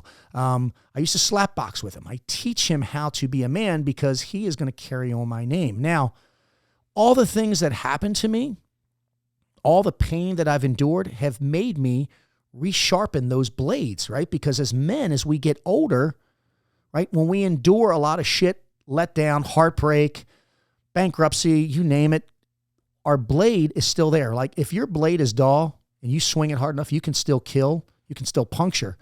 But what I want is the samurai blade. I want that fucking thing razor sharp. And what most men do, and I'm not saying this is you, but most men, once they get their blade sharp, the mindset is, I'm going to hang it up and use it when I need to. Fuck no. Yeah. You got to sharpen it every day. So every day that I get up, day off. there is, I was waiting for you to say it. There is no days off, man. If you are a man, right? And again, women, the same thing. Like, it is, and I talk about it. I believe my equation of success is time plus effort equals results. Yeah. Bedros Koulian. I took 4 business calls on Christmas. I fucking work. I work 20, 25 hours a day, 8 days a week, 400 days out of the year. He's like, that doesn't make any sense. But yes, it does. It makes perfect sense. I'm taking my first vacation in 2 years. I have to. My wife brought it to my attention. Yeah. Because I'm so focused on living, and I feed off my pain that sometimes I neglect the things that are important to me. The most important. Perfect example. Now, every week that I'm home, I have date night, and this is what I tell men. If you have someone in your life that you love, have a date night with them, right? If you have a son, I call it just, man time. I'm not going to say, date night with my son. That's kind of weird. But I take my wife on it. We're going to man camp. We're going to man camp. Let's go. Get Dia a little gi. Let's go. Yeah. Dia gi. But I take my wife out once a week. I take my daughter out once a week. We try to do things together, right? It's not crazy expensive things, but yes, the pain that I have endured has made me the man that I am. I don't think I would have been, like, if I would have had a normal childhood, I would not be sitting here with you right now. I wouldn't. Yeah. I would probably be sitting at home, being a construction worker or a fucking teacher like everybody else in my hometown. Mentally soft, physically out of shape, fucking emotionally a fucking wreck, sitting around, living the Al Bundy life because thinking about the touchdown that they won when they're in high school. Some of my friends, when I go home, and I love them, they talk about the past. When I get up and I do my speaking events for Bedros, they do the big fucking intro and it's great. And I'm like, listen, we're not here to talk about what I've done. I'm here to talk about what I can do for you right now. All that stuff has given me the street cred to get up here and talk to you. Pain gives you, if you can endure pain, it gives you credibility to those who understand it, right? Like, perfect example. If I'm going through something, I'm going to reach out to Nick and say, hey, I want your advice on this. Yeah. I don't want your fucking opinion. Like, if it was something like if I was going through a divorce, maybe I could talk to you about that. I don't want you to say. But if it's something that you don't know about, you're giving me your opinion. I don't want anybody's opinion. I want subject matter experts to help me. I'm a subject matter expert in pain. I've been through every pain there is. So I can literally talk to anybody about anything. But instead of using that as a crutch, I use it as a fucking superpower. Like, if I can endure all that, right, I can do this. Like, and I use it with everything I do. The lessons that I've learned in life and in the military. I told you yesterday when I showed up with Bedros Koulian for my fucking job interview. 3 hours early. He's like, dude, you're 3 hours early. I'm like, shit, I'm late. Because if you're early, you're on time. If you're on time, you're late. And if you're late, you're fucking fired. Imagine if, you wanted to work out yesterday. You told me to get down here if I'd have showed up 2 hours late. Now, if it would have been traffic and what did I do? I just got up early. Yeah. That's it, because you got one shot, one kill. It's one shot, one kill. And I believe that everybody gets one shot at something, right? That's how it works. I had my one shot. I told Bedros Koulian, I'm not the biggest, the fastest, the strongest. I'm not going to make you the most money. He goes, Ray, stop. This is not how you do a job interview with me. I said, but no one will be more loyal. I'll be the first one and the last one off the battlefield. We were soldiers. Don't watch the movie, read the book. And I said, I will literally bring the shovel and the lime, no questions asked. I'm that guy. And he just held his giant paw out and said, you're hired. And I was like, yes. And that was it. And I wasn't the only frog man he was looking at. But I knew that, and that's my superpower. I'm loyal. Yeah. And I'm loyal because I'm loyal to myself. So I'm loyal to others. But I'm very selective who I'm loyal to. I have a very small fucking circle, man. But I think that's a lesson into itself right there. Everybody's like, oh man, you got these blue checks on Facebook and Instagram. That doesn't mean shit, man. That doesn't mean shit. Like, I let people see parts of my life that I want them to see. That's it. I fucking grind. I struggle. All that shit is garbage anyway, because you could have all that. You could paint the biggest picture and your life could be a wreck. Your relationship with your significant other could be shit. Look at the people that, most of the time we can come through. Let's pull it into the project, right? Yeah. Looking at these men who come to the project, and I'm not saying all of them, but there's a good handful of them because I know our relationship and my relationship with B, and that a lot of guys come through, relationship with their wife is shit. Yep. Sure, they make a lot of money. They're at some point successful. They're not being a good dad. Yep. Their kids are, doing whatever the hell, and they're not even connected to their father. Yep. They're having affairs. Who knows what else, right? But I'm sure if you look at their social media, everything's hunky dory, beautiful. Yep. Well, that's why we do this. It's a facade. Well, I do this. I give you guys a taste of it. The Squire Program, same thing as the project. Gentlemen, you have 4 non-negotiables in life: your family, your fitness, your finances, and your faith. Right. Family, fitness, finance, faith. Grade yourself on that. As a family man, every avenue of a man that you are in your life, husband, son, brother, whatever, grade yourself on it. Fitness, are you physically, mentally, emotionally strong? You can be the strongest cat in the world, but if you're losing your shit, right? If you're in the red or the blue, right? All the time, you're never in the green, and you have no mental toughness, you're beating yourself up. That's a horrible grade. Finance, Finance isn't just about money, but it's about how to create growth, right? Right. Success to me, and I want to make this very clear, is not always from a monetary standpoint. My definition of success, so one of the questions that Bedros asked me when I interviewed, he's a defined success for me. And usually it's money and it's this. It's my definition is helping others help themselves. I want to be able to provide a service doing something that I fucking love, which I do. And believe I want to believe in and make money on it. But in return, I want them to obviously absorb the knowledge that they've learned, change their life, and then have them go out and recruit for me. And it works. Yeah. So that's what I'm doing right now. So yeah, and that's what's key is understand that. And then faith is simply this. Faith is the ability to believe in yourself. We broke down team, trust, effort, attitude, mission. Team care, man. I believe in my mission. And that mission is growth, physical, mental, emotional, social, spiritual, and financial. You put them in whatever order you want, Nick. I'm putting them in my order. But I'm going to make sure I'm touching on all 6 of them. Because what most men do, and you just hit on it, is, right? I'll sit in the green room when I'm talking to these guys about the family, fitness, finances, faith. I have a guy that's like, yeah, my family's great. 100 pounds overweight, make a lot of money. I believe in myself. I'm like, brother, that's an A, 2 B's, and an F. That's not a great score. Right. I'd rather be a C average student than that. Yeah. I'd rather make less money and put more time in myself. Well, I don't have time. Motherfucker, the only thing that you do have right now today is time and what you do with it. Everybody calls it time management. I'm not a businessman. I'm a warrior. I guard my time. I make sure I work out. Like I got up this morning because my back was messed up. I still got my 800 push-ups in on my 1,000. Stretch, and I'll still get a workout in probably later today after this or when I go home. But you have to believe in yourself and you have to get that fitness in. But the journey starts with believe in yourself. Because here's the deal, man. You're not going to go anywhere in life if you don't fucking believe in yourself. And I'm here to tell the world this. People tell you they believe in you. That's the biggest load of horse shit in life. Fact, it is. There's the select few. So what's crazy about that is if you look at every single champion, any winner across the board, yep, right?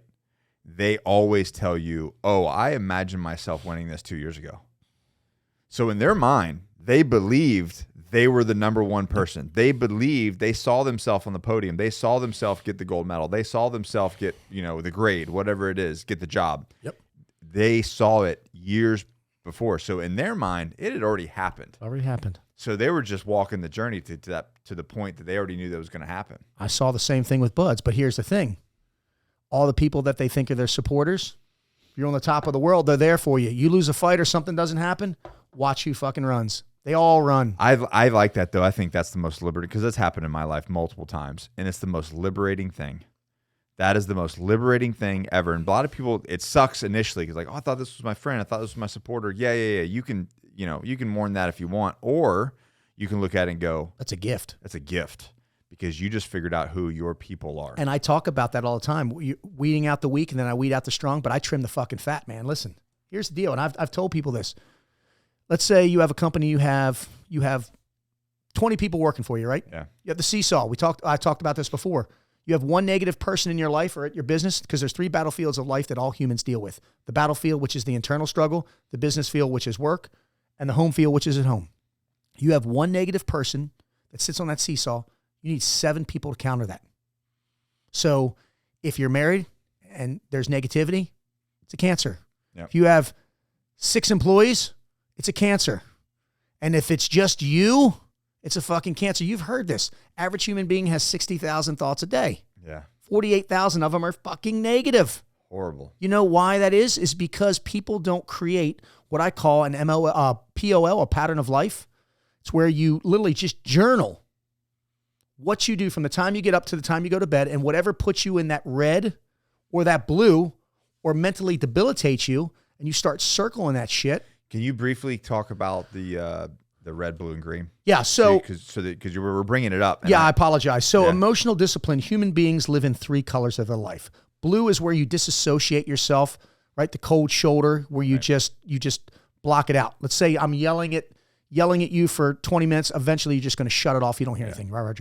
Green is where you want to be in the perfect world. That's where you're kind of intuitive and alert what's going on.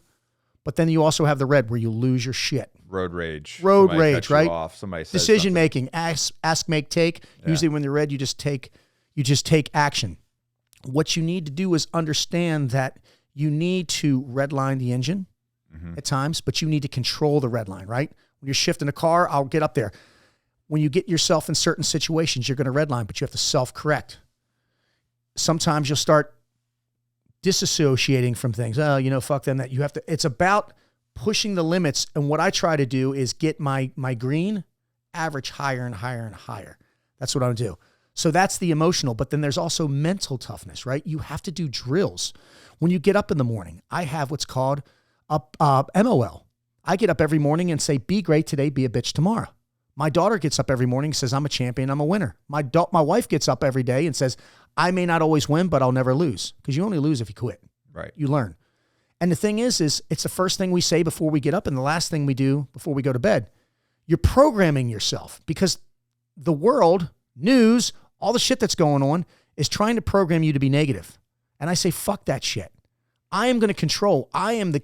Well, and they're programming you for the best interest of them. For them, yes, Yeah. yes. Not you. I am programming myself for the best version of me. How Right. can I be better version of me? How am I going to do that? I'm going to program myself to be better. I'm going to program, perfect example. You've got a son, you've got daughters. Would you want to program your daughter to say, I'm going to get up and be in a shitty relationship and get abused by a boy? No. You'd want her to get up and say, I'm going to be an independent, strong woman who's going to do blah, blah, blah. And then what she has to do is do it every day. Because when you're programming yourself to be positive every day, of those 48,000 negative thoughts, it's just knocking them down. Because of those 48,000 thoughts, usually 3 or 4 of them, it's the same 3 or 4 things. It's either a person, place, a thing, or an entity. So my thing is like, if you have a negative person in your life, and when you have these colors, right, this color scheme, I have a marker. And what I do is I journal. And for about 30 days, I literally journal only the things, right? What time I get up, what time I go to bed, because I'm looking for consistency. Yeah. What puts me in the red, what puts me in the blue, and what keeps me in the green. And I circle those things. And what happens is I'm going to overlapping fields of fire, right? You're going to see things that continually are popping up that are putting me in the red, constantly put me in the blue. Then what I need to figure out is how can I get that shit out of my life? Yeah. No matter what it is. Doesn't matter. It doesn't matter. It doesn't matter. It's not serving you. I had to do this with my own mother. Yeah. It happens. It affects you. You don't realize it. And the problem is most people, the things that are destroying their life the most are right under their nose. And what happens is because they're just so in tuned and so used to doing it that they just let it go. Everybody in their life has someone that they deal with that they probably shouldn't be. Yeah. I got rid of that motherfuckers. I got rid of them all. The way I like to express that specific thing is you never go into a room or hang out with somebody, and when you get done with that interaction, you're just tired. Oh yeah. And drained, and you're just like, fuck, I feel like I need to go take a nap or get They're like a drink. black hole. Or a They suck you. shower. Yeah. Yeah, or shower. Yeah, you need to go Fetal position. You're just like, oh, I just feel gross. But vice versa, you ever come in contact with somebody for a couple hours, and after that conversation, you're like, holy shit, I want to go take over the world. They're the magnetic force that draws you in. You know what I mean? Yeah. They're like, I want to go conquer everything now. I'm so energized. Those are the people that you need to surround yourself with. Yes. And that's what I've done. And the other people, the ones that are like that stinky pile of trash in the corner that just smells up the room and it just stinks and it sits there and ferments and rots, take it out. Take it out. Take out the trash, baby. out the I call it trim the fat. Trim that fucking fat. Yeah. I want to And be. we all have those lives, and you need to take freaking self accountability of like how you feel when you interact with certain people, and guard yourself. Yep. Lean and mean. Yeah. I mean, look, we try to stay in shape. Yeah. Right. It's the same concept, just different symbolism. Is I want to be as lean and mean as I can. I don't want to have extra weight on me. All that is extra negative weight. Yeah. I won't have it. You can't. I'm 50 fucking years old. I'm just starting to get my shit squared away. I mean, seriously, I'm late in the game to it. Because we talked about that earlier because I don't want to throw all the team guys. I'm not saying all team guys are our operators are scumbags. But we go through our time of not living the right way because we're either fighting the enemy or whatever. There's a million freaking reasons why. Excuses, I would say. Excuses why we don't act like the men that we are today. But how much more fulfilling is your life when you do have those priorities in order? Yeah. You know what I mean? Yeah. I feel like I'm fine. Like for the last 2 or 3 years, my life is fine. Like I finally feel like I'm where I need to be. I like it. And right. And I think that goes back to the whole, pleasure over purpose. And we've talked about that a lot on the podcast, but chasing pleasure and is a dark hole that you just constantly are filling up and you'll never be satisfied. Vice, getting your life in order, like you were talking about. Yeah. Setting your priorities, removing the trash, trimming the fat, only the things that serve you, being that savage servant, that exponentially changes your life. Not only does it change your life, but like all of a sudden your relationship with your significant other is better. And you don't need all the things that you thought you once need to fulfill you up. Your relationship with your kids is better. Your work is better. Everything, you're just like, man, I like my life now. Well, a big sign for men that are unhappy, and I figured it out, is I used to do a lot of impulsive purchasing. Okay. Had a HSE Range Rover supercharged, and had that contractor life. Yeah, and that Defender custom built 1983 Defender 110. Yeah. Barely drove either one of them. You see what I'm driving now. Paid in full. I'm happy.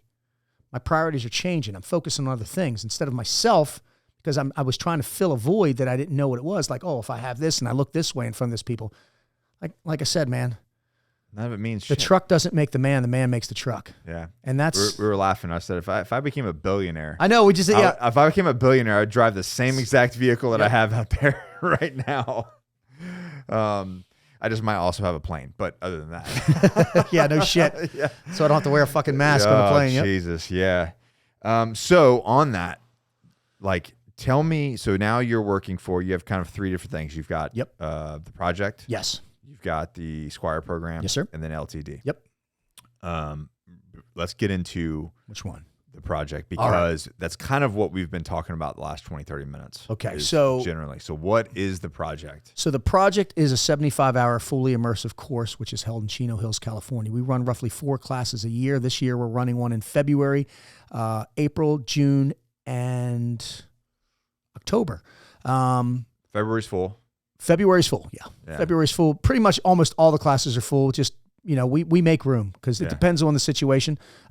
Myself and Steve, the Maniac Marine, we are the 2 gentlemen that we're not salesmen. I don't sell anybody. I'm a salesman and I interview people. When people get on, they think they're interviewing me. I'm interviewing them. I will turn people down that have the money, and it's not a cheap course. It is, I'll be honest, it's $10,000 for a veteran or first responder. It is $12,000 for a civilian. And people go, why the fuck are you paying so much money for that? For 75 hours. It's not for the 75 hours. It's for what happens if you graduate the project. And let's make no mistake about it. You only have a 60% chance of making it. But if you train hard and we give you a training program, we give you weekly check-ins. And if you quit, there's no refunds. Well, if you get injured, the difference between injured and hurt is simply this. If it's injured, it's legit. Yeah. If you're hurt, it's your ego, attitude, or your feelings, right? When men start dealing with discomfort, I know the difference. So do I. You do. And if you get injured, you get and you're a good dude. You have a good hall rep, right? Like in our past, we will let you come back free of charge. If you quit, you ring the bell 3 times. My bell.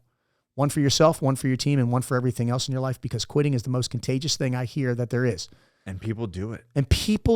Because people think just because they pay the money, they're entitled to just get that's not it. Like I said, putting in the money just shows me that you've got 10 or 12,000 reasons that you're fucked up and you've realized it, that you have to show up. Right. What we do is once you once you graduate, we're then going to put you in, we have a private Facebook group page, which is a hub, where you're going to meet your 109 brothers. And no matter what you do is you get in there and you're going to explain your superpowers. Like, hey, this is Ray Cash Care. I'm 49 years old. I live here. Phone number, address, email. This is my wife. This is my son. This is pretty much a bio of me. Gentlemen, this is my superpower. And whatever you're fucking good at, we want to know. How can you help us? How can you be a mentor? But, here's my kryptonite. Here's my weakness. This is what I need to be mentored at. Lay it out there. Lay it out on the line. And the men from what you can mentor, that's the growth. You create growth, but there's also going to be pain. All men have dealt with pain and growth. All of us. If you sit here and tell me you've never dealt with any type of physical, mental, emotional, social, spiritual, financial, or sexual, which most men in America are 4 out of the 7, then man, let me tell you what, I'll pay you, teach me.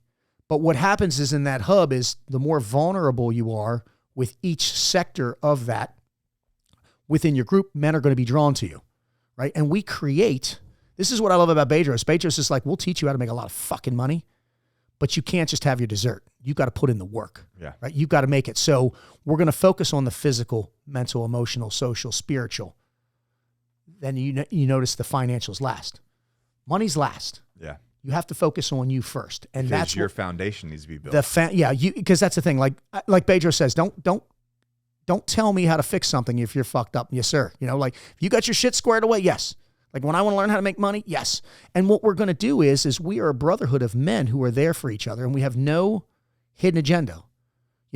If someone needs us, we're there. A guy yesterday called me when I was having dinner last night. I need to talk to you about something. I stopped everything I was doing. How can I help you, brother? And the one thing that we teach there, just like we do in the Squire thing, is number 1, it's okay for a man to be vulnerable. Number 2, it's okay for a man to fucking cry. And number 3, it's okay for a man to say he loves somebody, another man, if you believe in him. That was the hardest thing I had to deal with because I was always taught men don't do that shit. I was fucking taught wrong. Right. And what we're going to do is we are there for you for the rest of your life. That's why I have that crest tattooed on me. And we're making a difference. Like everything I do is we're making a difference one human at a time. So that's the project. Next we have, do you want to go to Squire? But to really, really dive into the project, I mean, we're talking about. Oh, you want me to get dirty with it? Okay. Absolutely. Okay. Absolutely. So the project, we are literally, this is what I offer. I offer money back guarantees. So number 1, in my course, you're going to be wet, cold, tired, and hungry. Yeah. Number 2, this will be collectively the most physically, mentally, and emotionally challenging course you're ever going to attend. And for that, you're welcome. And third, you're going to give me 3 things that this country was founded on. Blood, you're going to bleed. Sweat, you're going to fucking sweat. Physically, mentally, and emotionally. Like, perfect example, I'm going to put you in an ice bath that's 31.5 degrees. How long? As long as it takes. I am mentally and emotionally going to sweat you out, meaning physically it's easy to sweat you, right? Just heat you up. But when you're in that water, sleep deprivation, you know how long you're going to be in it. Your mind is fucking playing tricks on you. Mm-hmm. I'm going to break that. That's my gift. And then there's going to be tears. And this is what men need to understand. If you become, because this is what men do, all men in life. You're a structure. Right? This is you. And what men do is through time, they build up these walls, right? You're very selective who you let in. Maybe you don't let anybody in, but guess what? You also have people that are inside. Now, sometimes you can implode. And what we do, what Steve and I do, because that's our role, is we come in physically, mentally, emotionally, and we break down those barriers that you have, creating this vulnerable male. We strip away all. We strip away the everything. Bravado and all. And that's what. And when you go through these camps, camps and buds, and we're doing the same thing. We're breaking you down to the bare essential of a man. You're just this pretty much a child. You're back to being a child, this naked child. And what we're going to do is the family, fitness, finances, and faith. We're going to rebuild you back up by creating teamwork, problem solving, leadership, and communication in your business field, by dealing with the team, trust, effort, attitude, mission. And what we're going to do is, because here's the thing, right? You have beautiful house, beautiful beach house. Let's use the beach house, right? Yeah. Beautiful beach house you have. That thing can be as beautiful as you want, but if the foundation is weak, what's going to happen to that house? Gone. It's gone. It's gone. It's going to fucking crumble. Yep. There's no difference between that and a human being. So, and the problem is what people don't understand is the shell of you, man. You look great. You're in shape, big dude, good looking. Hey, but I don't know what's going on with the foundation, which is the internal. And most men are fucking suffering in silence. Yeah. And and society has told them, you can't talk about that. That's wrong. That's taboo. No, it's not. What you need to do is get around men who understand that Or if that for some reason, if you do, you're not a strong. You're man. not a strong man. You're weak. Yeah. You're a weak but man. real strength comes from discomfort. Yep. Like when you're really when you're expressing like fears, frustrations, doubts, maybe issues that you're having with loved ones. To like if I'm having if I had that problem and we're talking, we're not recording that shit. Yeah. That's not a fucking Instagram thing. That's two men fucking talking and trying to create. Right? There's problem makers and problem solvers. What we do at the project is we teach men how to be problem fucking solvers, because a lot of people they just create problems. Yeah. And they don't need to. A lot of the they're trying to fill that void, and they're trying to, they're creating problems because, either they're lost or they're not fulfilled. Yep. And it comes out in the most negative ways. It does. But that's the reason. That's really I wanted to really kind of strip away, because people see the ads for a project. Yeah. They see the videos that we post. And they couldn't be farther from the truth. I know exactly what you're saying. Yeah, and it looks like, I'm going to go pay this money. I'm going to have Ray beat my ass for 75 hours, and then I'm going to go home, and that's it. No. That's what they're seeing is that it's a process like anything else. In order to, the thing is, in 75 hours, we have to be extreme by breaking you down physically, mentally, emotionally, so that we can get to the core of the issue. The actual, what the project really is. Yes. And that is redefining and rebuilding and restructuring a man from the internal to the external. Teaching a man that it's okay to be vulnerable. Teaching a man that, most men, just so you know, are fucking selfish. Yeah. We're selfish as fuck.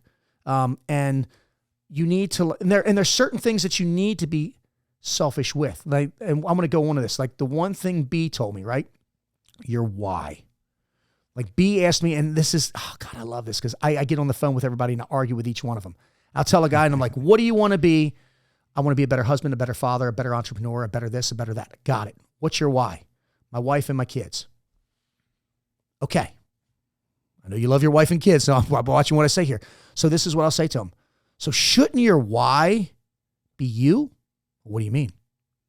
How can your wife and your kids be your why if you need to be a better version of you to be a better version for them? And people don't get it. So here's what I'm saying. If you want to be better at being a husband and a father and an entrepreneur, I'm not telling you to lower the standards of your family. What we're doing is teaching you how to raise the standards of yourself.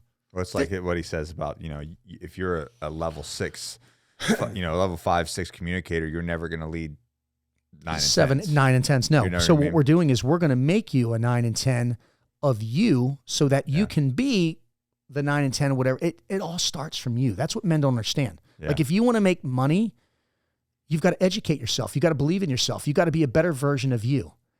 I am selfish with my why, but I'm selfless when it comes to my family. Mm-hmm. That's what people need to understand. Most men are selfish and they're just selfish. Like I do things now for my family. I do things for other people. The more you, like I said, and I've started coming into more money. Best lesson I learned from Bedros in the project is the more you make, I was like, the more you take, Bedros just literally smacked me. He's like, are you insane? The more you make, the more you give. Yeah. And I will tell you this right now, giving back feels fucking good.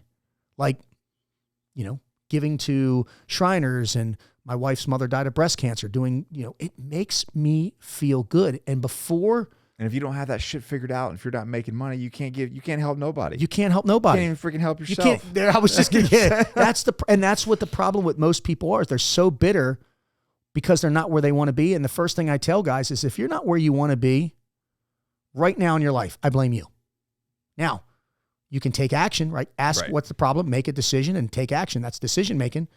And most men are like, I don't have that kind of money. Okay, let's break it down. How much money do you spend on fast food? How much money do you spend on this? How much? I break that down, and men, how many internet subscriptions do you have? Get mad at me. Yeah, they're like, that's fucked up. Is it? Or are you guilty like I was, and then realize that the ultimate investment that a human can make in themselves is themselves. Right. My wife will never go for it. Well, then let's get your wife on the phone and let's let your wife talk to my wife and how I've changed her life, how I now have a better sex life, how I have better time management, how I am more secure with myself, how I can be, like I will be the savage, but I'll be also a goofball with my family. How, you'll see me doing videos. Ray Care, Navy SEAL, you can't post videos of you playing games on your wife. Why? That's real. The project has taught me this. If you want to be successful in life, you have to be real. Yeah. I'm not going to be this fucking charade, acting like I'm something I'm not. And when you realize that you have to put other things before yourself, except for my why, you're going to be so much more successful. And what's also so great about this is like-minded motherfuckers that are here. And we have everything. Yeah. We have white, black, Asian, Mexican, Spanish. It doesn't matter. The one thing that we all have in common is, number one, we realize that we're fucked up, because a real man realizes that no matter how squared away he is, he's fucked up. Number two, I have so much more room for growth. Number three, I will be a mentor, but I will be mentored. And number four, once I get to wherever it is I think I want to be, that's just a check in a box. I'm looking for another one. Like, that's where I come up with it. You used it yesterday on me, you dick, with the attack the hill. Yeah. Attack the hill, which we can talk about. I literally control the ascent and I control the descent versus letting it control me. And then once I get to the top of the symbolism of the top of that mountain is my objective or my goal, taking a breath. I'm not sitting here stroking myself too long. I'm looking for another one, because that's what real men do. We're constantly looking for challenge. And the project does that. I am never satisfied, because I'm not, listen, there's no such thing as perfection. There's only progression. Right. I am progressing. I'm climbing up that fucking hill every day, and I'm getting better. And it's not easy. I fuck up all the time. Trust me. Boy, I've had a couple of conversations with Bedros where I was like, oh my God, I'm going to get fired. He's like, I'm not going to fucking fire you, dude. I'm just teaching you. And that's what I love. And I accept it. It's what you guys say on the gym out there. It says, never peak. The best is yet to come. Love it. Yeah, right? What was the word? Hold on. Let me pull up the word that I learned from you today. Malacca. Number one in all of the world. Malacca. So that's the project, and if men are out there, let me tell you something. And those are things that things like the base reconnaissance course, recon indoctrination platoon, selection, buds. These things teach you a lot about yourself. Yes. And it's not all, everybody's like, well, it's all physical. Yeah, sure, it's physical, but it's in the same way. It's physical in a way that to get you broken down, to strip away all the bullshit, to see who you really are when things get really tough. The mental and emotional is what really takes its strain on you, because we have to peel back the barriers that you've built. That's what the physical's doing. We're chomping away at it. That's the symbolism of it. And most men just think, oh, I'm going to go to buds, and I could do this, and I don't need to do this. I can do a Tough Mudder. This is not a fucking Tough Mudder. Yeah, I've seen a lot of tough guys go through our courses and not make it. No, because they're one-dimensional. They think that in order to be a savage, you just need to be physically tough. You couldn't be farther from the truth. Yeah. You have to be mentally and emotionally. That's where resilient. You have to be a fucking... Yeah. I was going to say just a savage. That's where it comes into play. I'm not the biggest, the strongest, and the fastest guy. But the thing is I just won't quit myself. Yep. I mean, I have no plan B. So where did the Squire program come from? I mean, I know the history, but like you had the project and all of a sudden it was like, okay, we're going to do this rite of passage thing. Bedros came up with that idea. Number one, because collectively, we've had some rough childhoods, all of us. My father was murdered. Steve's father and him didn't really connect. Matt's mom was married 8 times. Aaron had a horrible childhood. And Bedros had a father, but he was very strict, obviously Armenian, very old school. And Bedros came up with this because him and his son Andrew have a very great relationship. And he just was looking for something, because they do like little adventures and do things. Yeah. And he was saying, how can I collectively come up with something where I can bring men into something that I'm doing and teach life lessons? Because all of us have life lessons, right? Right. And that's what we've done. So Bedros came up with this, and the minute that he brought it by our attention, we were like, yes. And then it was like, okay, we need a curriculum. And I'm like, okay. So how that breaks down is, for the Squire is, obviously there's myself, is the SEAL. You have Bedros, the entrepreneur. And again, remember, 4 of the 5 were all fathers. Matt, who is the SWAT operator and the hostage negotiator. Steve, who's the maniac Marine, father, son. He's got a daughter too. And then Aaron. Aaron is the MMA fighter / chaplain. He does not have a child, but he has a dog, so we'll take it. And what he's very fatherly, though. He is very, very nurturing, very spiritual, and we need that because Steve and I are maniacs. And what we do is myself, Bedros, and Aaron work with the young men, the young warriors. We're not saying boys here. This isn't boys. This is men. And Steve and Matt work with the fathers. And what we do in this course, right? The Squire, it's about 15 hours. About 15-hour course. It's a long day, I'll tell you that. It's a long day. And if you had to break it down collectively with the physical fitness, I would say it's 70-30. Dads get off easy, but there's a reason for that. Yeah. Dads are already battle tested and battle proven, right? What we're doing here in a nutshell is, and we just talked about this because it kind of all resonates between the three, is we're resharpening your blade, but we're helping forge their blade. Right. Now, you went through. I'll say this, and maybe I'm a little bit biased because I do physical hard things all the time. It's not physically that tough. And it's not meant to be. Like short spurts. Short spurts, yeah. But it's like, hey, Dad, we got to put out. But what it's more meant to do is for the young men to see the real role of what a real male role model is. Right, together, right? Yeah. So what we teach here, and I really want to focus on this because this is we're trying to develop and create a new generation. So this is my passion, is this. We focus on the 4 non-negotiables. Hear that overlapping field of fire. Family. First thing that you just went through this course, and I mean, you can attest to it. Family with Jameson, right? He needs to know his role in the family, the male role models, if they're siblings, and mom's role in that family. Right. And this is what young men need to understand. If you're 12, 13 years old and dad's not home, you are the man of the house. Sorry, it's just how it is. It's a big responsibility. You don't get to be a little boy. You don't, right? It's just if the situation happens, I understand mom still makes the rules and stuff, but you are the man. So that's it. Number 2, fitness. First thing I say to the dads, Dad, are you in shape? What does that have to do with anything? Everything. Your son is going to be a direct reflection of you. So if you're not in shape, get your ass in shape. I tell dads that. Start training with your son right now for this course, right? Do things together. Work out for 15 minutes a day. Young men, do jiu-jitsu. Do a contact sport. Right. It's okay to be masculine. Love you, Ryan. It's okay. Masculinity is not a dirty word. No, it's okay to be a savage. But fitness is physical, mental, and emotional. You've got to have a cool head. We teach young men in here, listen, if you are in the situation where you can stop bullying, step up and be a man. Because letting that go. Regardless of the repercussions. Listen, here's the deal. I told my son the same thing. If you ever see a man disrespecting a woman or you see him bullying and you can step up and do it and you get, there will be no repercussions for me. Zero. And I'll have words with the school. I will have words with the school and I'm probably going to take you out and buy you a steak dinner and probably get you a cigar. We won't tell that. But so that's the fitness. Finance is simply this. And this is what we teach them. This is what I teach them. Number 1, the importance of $1. Number 2, fuck GoFund. Go out and get a job. Yeah. You can do things, right? And this is what I tell young men. You should not get an allowance for straightening your room up. You should get an allowance for going above and beyond. That's it. Like, go help somebody. Go do something, right? Yeah. My daughter babysits. And this is what I also teach her too. She makes $10 an hour.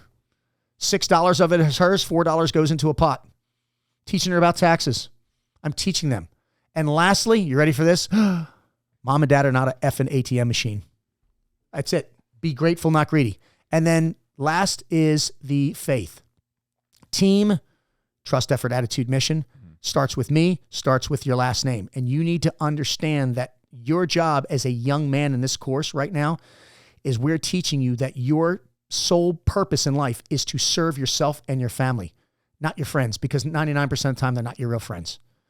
And once you understand that. Yeah, and these lessons are not being taught. They're not being taught. They're not being taught in school. And I'm sorry I'm not yelling at you, but I get fucking furious about it. Society is teaching men to be weak, and it infuriates me. And sheep. And do as I say, not as I do. No. Don't question anything. Fall in line. Leaders lead, listen, and learn. Yeah. They're not led. They don't hear. And they don't lose. And we get into that later. And then what I also teach these young men is, it's okay to, like, and what I love with this too is, let's talk about the course real quick. There's two big pinnacle moments in the course that have to happen, right? And it's, I don't want to say it's a pass fail, but Dad, you're going to get your ass in there, and so is he. And one is the ice bath. And what happens is the father and son, they attack the hill. You don't get in slow, you attack it, you get in quick. They get in. And it's very uncomfortable. And what I love about the course, right, is you always see me, I'll say, hey, Dad, with your permission, or, and I'll be checking pulse, heart rate, whatever. And like, let's use JMO. He'll start looking at me and I'll be like, don't fucking look at me. Look at Uncle. He's in it with you. I'm not. I'm an outside, spectator. And what I love about this is that at that moment, I don't care how many businesses Nick runs, how successful he is. Nothing in life matters. Except for that right there. Except for that eye contact, right? We're right here together. Right here. And like I tell dads, I'll whisper, Dad, get your shit squared away real fucking quick because he needs you. He needs you right now. And I'll tell you, man, it's a lot for those young men to get in that 31.5 degrees. And spec op guys, just so you know, we're the worst because we don't, there's no breathing. You're like, Aaron we just get in there like, I do the same thing. And Aaron's like, I'm like, motherfucker, I've been breathing for 49 years, but he's right and I'm wrong. Yeah. But what happens is he realizes that he's feeding off you and like, look at him, talk to him, walk him through it. And what happens is he's uncomfortable. Because if I'm panicking, he's going to be like, oh man, if he's panicking, I'm fucked. You're not allowed to panic. Right. That is your role. Right. That is your responsibility. As soon as I control, I mean, obviously I get into ice baths all the time. So as soon as I can get I'm breathing control, I'm like, JMO, breathe. We've got this. But I calm him down. You calm him down. You're talking him off the ledge, right? But as a father, as a male role model, you have two jobs. Your job is to talk him to the ledge when he's doubting himself and talk him off the ledge when he's losing his shit. Right. And this is what male role models, I sound like Mel Tillis, do, and they need to do. And that's your responsibility and your role. Right. Now, once he gets out of that, he thinks it's over with. We got to heat him back up. We put his ass back in because you're never out of the fight. Right. Right. The second time was worse. Second time is worse because then the face goes under. Yeah. Like, it's like, hey, you just accomplished something, but what do most men do? Yeah, Al Bundy. No, now it's going to get worse because that's what life's going to do. It's going to throw you more and more. And you're going to roar and roar. And every time you come out, you're roaring. And it's so funny because all young men think they're the shit and they think they've got it dialed in. And what's amazing is we have them working on their battle cry, their roar during the day. But then there's a big difference between 12 and 13 and 40 and 50. When we roar, it's deeper. It's battle tested. It's battle proven. And when we do that at the end, you see the young cubs. They're like, they realize, holy shit, man, I've got a long way to go. Right. But I'm on the right path. And that's what's so key. Now, one of the last evolutions, and I think this is probably the most, again, impactful. That's what this course is about, being impactful. It was a lot more impactful than I thought it was going to be. It is. When I took it off. Go ahead. So what happens is it's as simple as this, dads, and I want you to listen to me very carefully. We're going to blindfold your son, and we are going to walk him through hell. We're going to walk him through, and I'm not, glass, rebar, fire, people swinging, nails, and literally bear traps, and literally we'll be like, you have to walk him as close as you can to these. Not like you have to avoid it. You have to embrace it. There's no way around it. There's no way around it. You got to step through it, and around it. Here's what happens. Like, you have this moment where you look at Jameis and said, listen to me. If you don't listen to me, you're going to the hospital. Yeah. And we've had shit get so real before. We've had sons that are like 12 years old go, Roger that, right? Like, for that moment in time, it's a brotherhood. That's where the bonding starts, where he realizes that, oh my God, this man is controlling my life and my health and wealth. But guess what? You do that all the time. They just don't realize it. And that's what I think was such a pivotal thing, because before I get on there, I said, listen, because there's other people, it's other things happening at the same time. There's other noise, there's other things. Distractions of life. Distractions. And that's what I told him. I said, listen, this is just like life. There's a lot of noise in the world. Okay. It's all just noise. I need you to block all that noise out. You're going to hear a lot of things. The only thing you give a shit about is my voice. And I'm going to be inches away from you the entire time. So you block out all that stuff. All that matters is me and you, and then you seeing me on the other side. And we're going to walk through this together. Because communication is key. and it's about transmitting and receiving. You're transmitting out, and let me tell you what, motherfucker, you better receive it, because if not, it's going to be a long day at the hospital. And what happens is when it's over with. Oh my God. That was that picture you showed. Yes. That I showed it to you. I mean, yeah. and I get goosebumps when I see it, because this isn't like, hey, hug your nephew so we can get a good picture. This is real life emotion. I could feel it when I hugged him. He was like, you take that blindfold off and you're like, holy shit, I just did that. And young men at that age don't know how to block out the noise, but guess what? We threw them into the lion's den. They have no choice.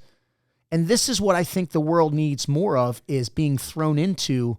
I don't mind being thrown into the lion's den as long as I have the right lion directing me on what to do, right? Who's been there and done that. And like I said before, this is what's so awesome. We've had CEOs of Rite Aid and all, Fit Aid. Yeah. It doesn't matter who you are at that moment. It's survival. And you're just dad. And we're, and like usually I say, we're dicks, we're not pricks. We used to scream at you while you were doing this. Now we just have ambient noise, because Beatrice is like, oh my God, someone's going to go to the hospital. But Steve was a maniac. But what people need to understand is the power of believing in that family, right? Dad is there to protect you, right? And again, guide you, and guide you and educate you and teach you and make you strong. And what I love is, it doesn't matter, right? Here you go. My son was thinking about being a Navy SEAL. Does he talk to me? No, because he needs to hear it from someone else sometimes. Yeah. My thing is talk to a fucking Navy SEAL. He's talking to a guy in the regular Navy. Eventually, young men are going to want to challenge, and they're going to the whole line resist. Thing. Yes. And the thing is, they need to understand that dad has been there and he's done that. Like, my son has done the dumbest things in the world. And I know exactly what he was doing, because I was there and I've done that. The young men forget that we came from where they are. But this creates that bond. This creates that bond. And then what happens afterwards is, I get calls all the time from dads. Like, it's awesome. They're like, you're not going to believe this. Me and my son are doing jiu-jitsu now. That's awesome. Yeah. Me and my son are doing this. My son is now opening a car door for a woman. For mom. Yeah, you should be. Right? Like, my daughter is 13 years old. I have opened the car door for her and mama since the day I brought her home. I told her, you should expect, you know how to open your own car door, but you better, a young man better open a car door for you. A young man, she's got like a little suitor, a little boy. I told him, we had a conversation when we went out. I said, you need to understand this, right? This, and I mean, this was real. His name's Nico. I'm going to call him out on here. We were at a Mexican restaurant. I said, they were going to a movie. And I was going to sit in the same theater as him, but mom talked me out of it. The power of my beautiful wife. And I told him, I said, you need to understand something. I said, I can't be any more serious than I'm right now. When I'm not around, she's in your hands. She's your responsibility. Right. And I told him, if you fuck that up, I'm going to fuck you up. I mean, and he literally looked at me. He wasn't scared. He said, yes, sir. Because he was brought up the right way.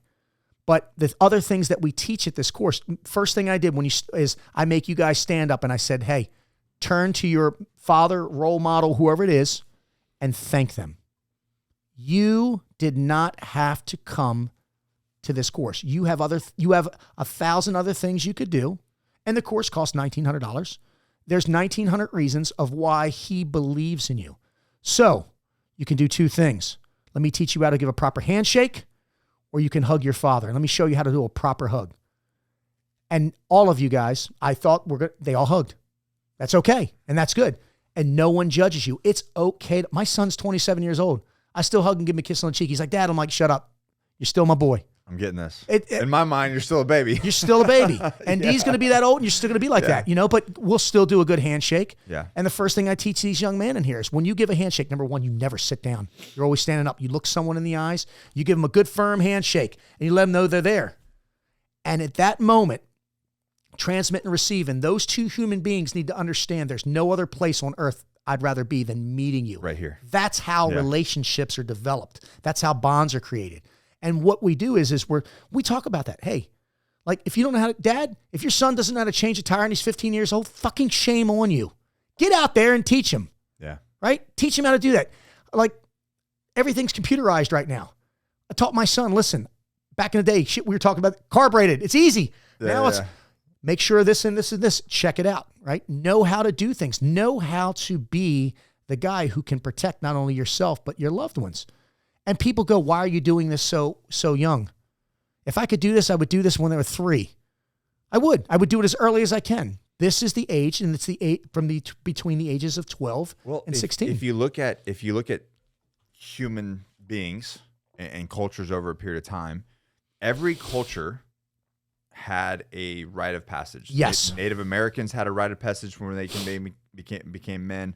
The Greeks, I mean, that's why we called our company the Agoge. The Agoge was essentially a youth program for them to become Spartans. Spartans, yes. You know what I mean? Like, so every culture had this rite of passage of becoming, from going from a boy to becoming a man. Yes. But then in America, we're a hodgepodge of cultures, and we just kind of whitewashed it. Yes.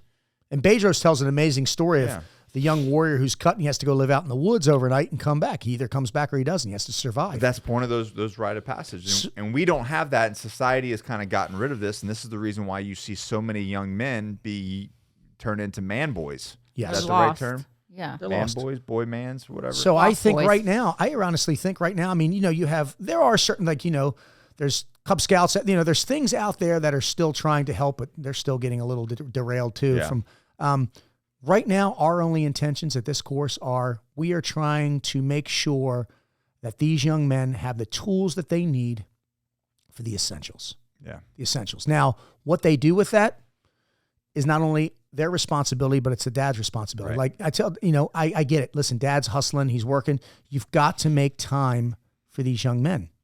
You've got to. Man time. Yep. Once a week, do something, right? And just so you know, if you have 2 hours with your kid, this is not man time. This is not man time. This is man time. Hey, what do you want to do today? Blah, blah, blah. Even if it's as simple as, I'll take if money's tight, go for a 2-mile walk. Talk to my daughter. How was your day in school? Fine, good. No, come on, give me more than that. Because I want the dirt. that's what kids do. I want the real dirt. They Yeah. build a wall because they're course. not comfortable, Yeah. right? Same thing with my son. How was your day? Both of them, good. What you learn in school today? Stuff. No.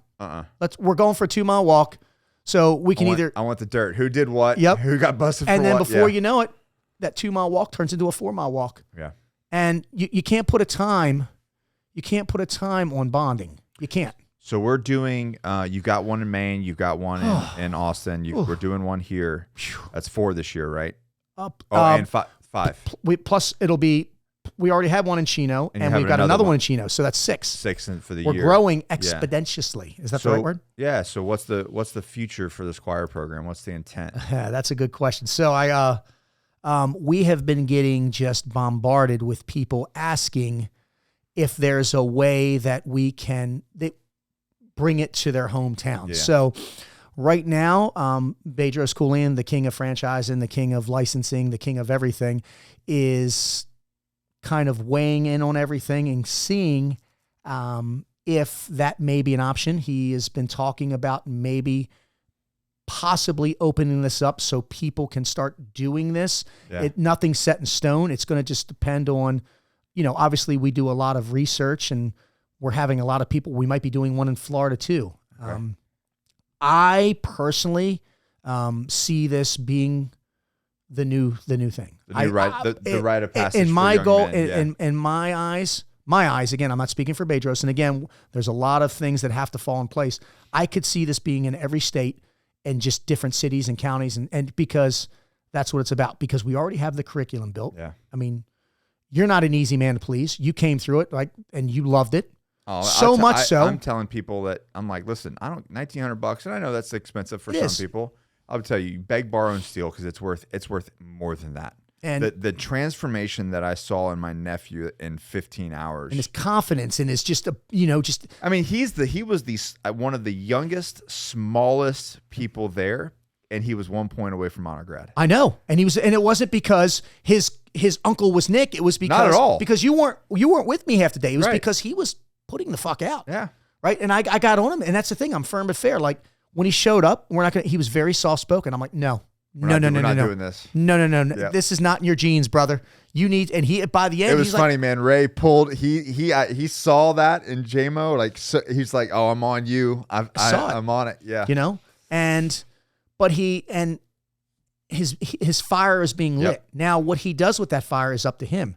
And it's up to you, right? This isn't, you go through this course and it's life-changing. We've had some fathers that literally are traveling and either helping out or they're going through the course over and over and over because they're like, this is the only time that me and my son bond. And then we have this great connection. And they're like, well, shit, what happens after they turn 16? Well, when they turn 18, they can come to project if you want. But, you know. You guys can do the project together. But we are making a difference. And it really is. I honestly foresee this. There's so many people that, and I know Bedros is we are getting hit up every day. Like, can you bring this to us? And can you bring this to us? I mean, we did this to you. Ryan Mickler. Yeah. Ryan's like, I want this here. You come through. I want this here. You know, we're doing this and we're making a difference. I mean, we're doing this. Wes Whitlock. Right. Solid. He's like, I want this here. And what's going to happen is this is just going to grow from word of mouth. And before you know it, I honestly see us having thousands of these. And I see this hopefully reshaping the new civilization. And I know that's strong words, but reshaping it in a positive manner. We have to. I mean, something needs to change. Yeah, exactly. And I think that's why so many fathers, and you know what's amazing about this? Because I take all the calls for it. Probably 50% of the calls are from the moms asking about it, saying, listen. That's what I see on my social posts. Oh my goodness. You know, and now I will tell you this, right now we're not doing a daughter-mother thing, and we're not doing a daughter-son. We actually even will provide a positive male role model. You even said, hey, I'll step in, right? You've done it before. My own here. If there's a hole, I'll jump in as another dad. Sean, what's his name? Sean Buck Rogers. Sean Buck Rogers. Yeah. He just jumps on a plane and says, I'm coming. Let's do it. You know, he doesn't ask for anything in return, and we do that. And what happens is right now we'll come to you. We're coming to you. We're going to bring the boom. We're going to make a huge impact. We are videoing this stuff. Yeah. And we want to get the message out there. And eventually, I honestly think it's only going to be a matter of time before Bedros, and I'm not speaking for him, is going to have to pull the trigger on this. Yeah. Because we're making such an impact. This is not an impressive course.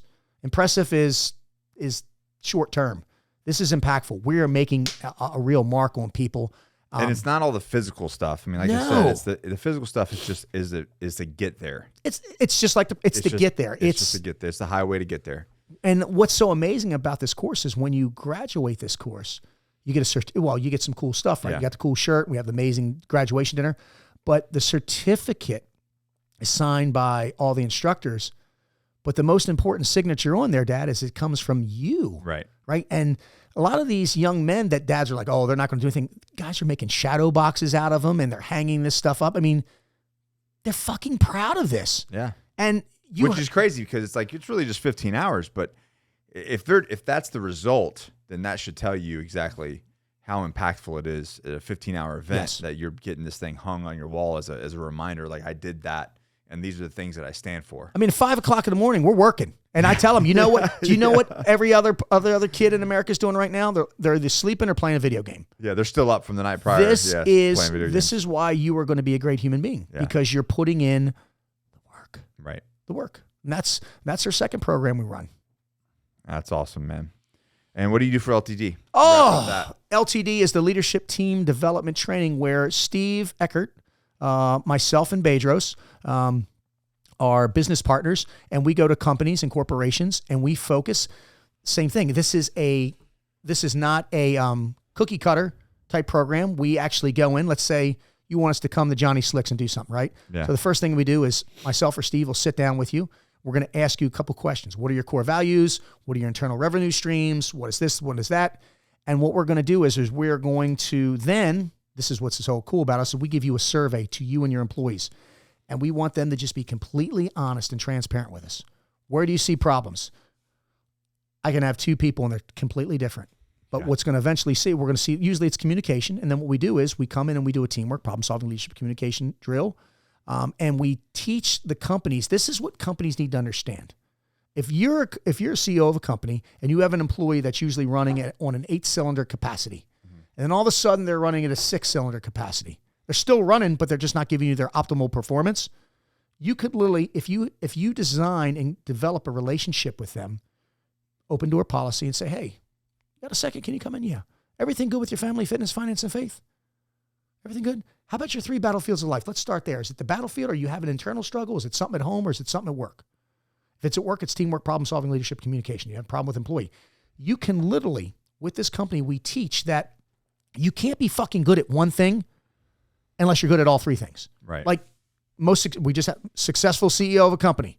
His personal life sucks. That's an A and an F. Right. That is not a passing grade.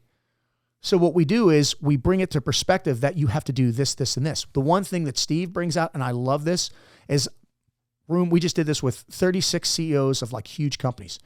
How many people have a calendar for their work stuff? How many people have a calendar for their personal home life? You do. Most don't. Like literally like 3 people. We actually learned that a couple years ago. We actually started writing in our personal Best stuff. self journals. Yep. Yeah, we write when we sit down and do our schedule, all the personal stuff goes in first. Our training, obviously for jiu-jitsu, like we do it a lot together, so that's part of it. That all goes in first. Vacations goes in first. Yep. And then all the other you build stuff. everything around it. Same thing. And I color coordinate that. Yeah. So project is blue. LTD is yellow. Squire is like a pinkish. Yeah. Vacations are blue, and personal life is gray. And literally, I can go in there, and I do timers on this. I got to watch the time. I know we're getting late here. Yeah. I literally do a 1 week, 1 day, 30 minutes, 10-minute on everything. I will not be late, especially with my family. I will not miss that because most people have schedulings for the things that they think are really important in life. And again, making money is important, but also having a family and having that support But if element. that's an A and that's an F. It sucks, man. Yeah, it sucks. And usually this isn't a real strong A and this is a really strong F. So Right, that's how it works. It's like, this is this is the lowest A I can be, but this is a fucking like 1. Yeah. You can't have that in life. And that's what we focus on. And we are going around to corporations. I mean, we've spoke to some huge companies, and we cannot get enough praise about it because we're coming. It's easy to go up there with graphs and charts and say, and that's boring, but we make people do things. The first thing I do is a communication drill. 5 words, transmit and receive. I need you to get 20 people, same word, coming there and back, or just getting down there, write it down. They say it one time. You would say it, these words, single syllable, 4 single syllable, 1 double syllable word. Yeah. You have to pass it on. Then after you do that, you break and you write it down. I'm going to see because here's what people do. They transmit something right, but they receive it wrong. Right. Sometimes it's just wrong and wrong. And what happens is, and it gets worse and worse. If you have about 20 or 30 employees, you're going to see the same 4 people coming out. Yeah. And then what you have to figure out is, are they on the wrong seat of the bus or are they on the wrong fucking bus? Meaning, can you train them up? Because if they're not trained right, number 1, CEO has to take full responsibility. It's your fault. Yeah. But then you have to take action. Problem makers, problem solvers. Okay, I need to get my chiefs or whoever to see, can we train these up? Sometimes it's as easy as doing a lateral transfer, moving into a different position. But sometimes you have to get rid of them because I know everybody says, in a perfect world, hire slow, fire fast. But if you lose somebody unexpectedly, you have to hire immediately. Right? I will hire someone for effort and attitude. Yeah. Trust takes time, and I will teach them the mission. And that's what we do. And we are exploding with that. And what's so great is not usually about 80% of the time, it's myself and Steve that go in, but every now and then they want the Mecca to come in and we'll, a little upcharge. We'll bring the boss man in and Bedros will come in and he loves it because, he's just talking to young business entrepreneurs who are hungry and, he's worth all this. Yeah. And going, listen, this is what, and we're raw. Like we give it to them raw. Now, we're not effing people out or anything like that, but we put it in a way that people need to hear. That's the thing. We tell people what they need to hear, not what they want to hear. Which is painful sometimes. It is painful. And it takes sticks. Pain equals growth. Growth equals power. Power equals knowledge. Knowledge equals profit. There you go. So where can people find you, Ray? Yeah, I can be found on Instagram at RayCashCare. You can find me if you go to at raycashcare.com or www.raycashcare.com. And my Facebook is frogmindset.com. And other than that, if you guys need me for anything, please reach out, DM, call, send me a smoke signal, and we will make it happen. If they DM you about the project, Squire, or any of that, they can get a hold of you, right? Yes. All you have to do on my Instagram, just DM me Project Squire or LTD, and I will be happy to send you all the information you need, set up a call, and we will make it happen. All right, brother. Well, this was a lot of information, man. A lot of man. So listen, tag, this was a lot of good stuff. Screenshot this. Leave us a review. Tag both Ray and I. We'll share it out. More men need to hear this kind of stuff, man. And they're making a difference, and I appreciate it. Thanks, brother. And I hope your legs just fucking hurt on the drive back up to Virginia. If they did, I'd never tell you. All right, brother. Thanks, man. Thank you, sir. See you guys in the next episode.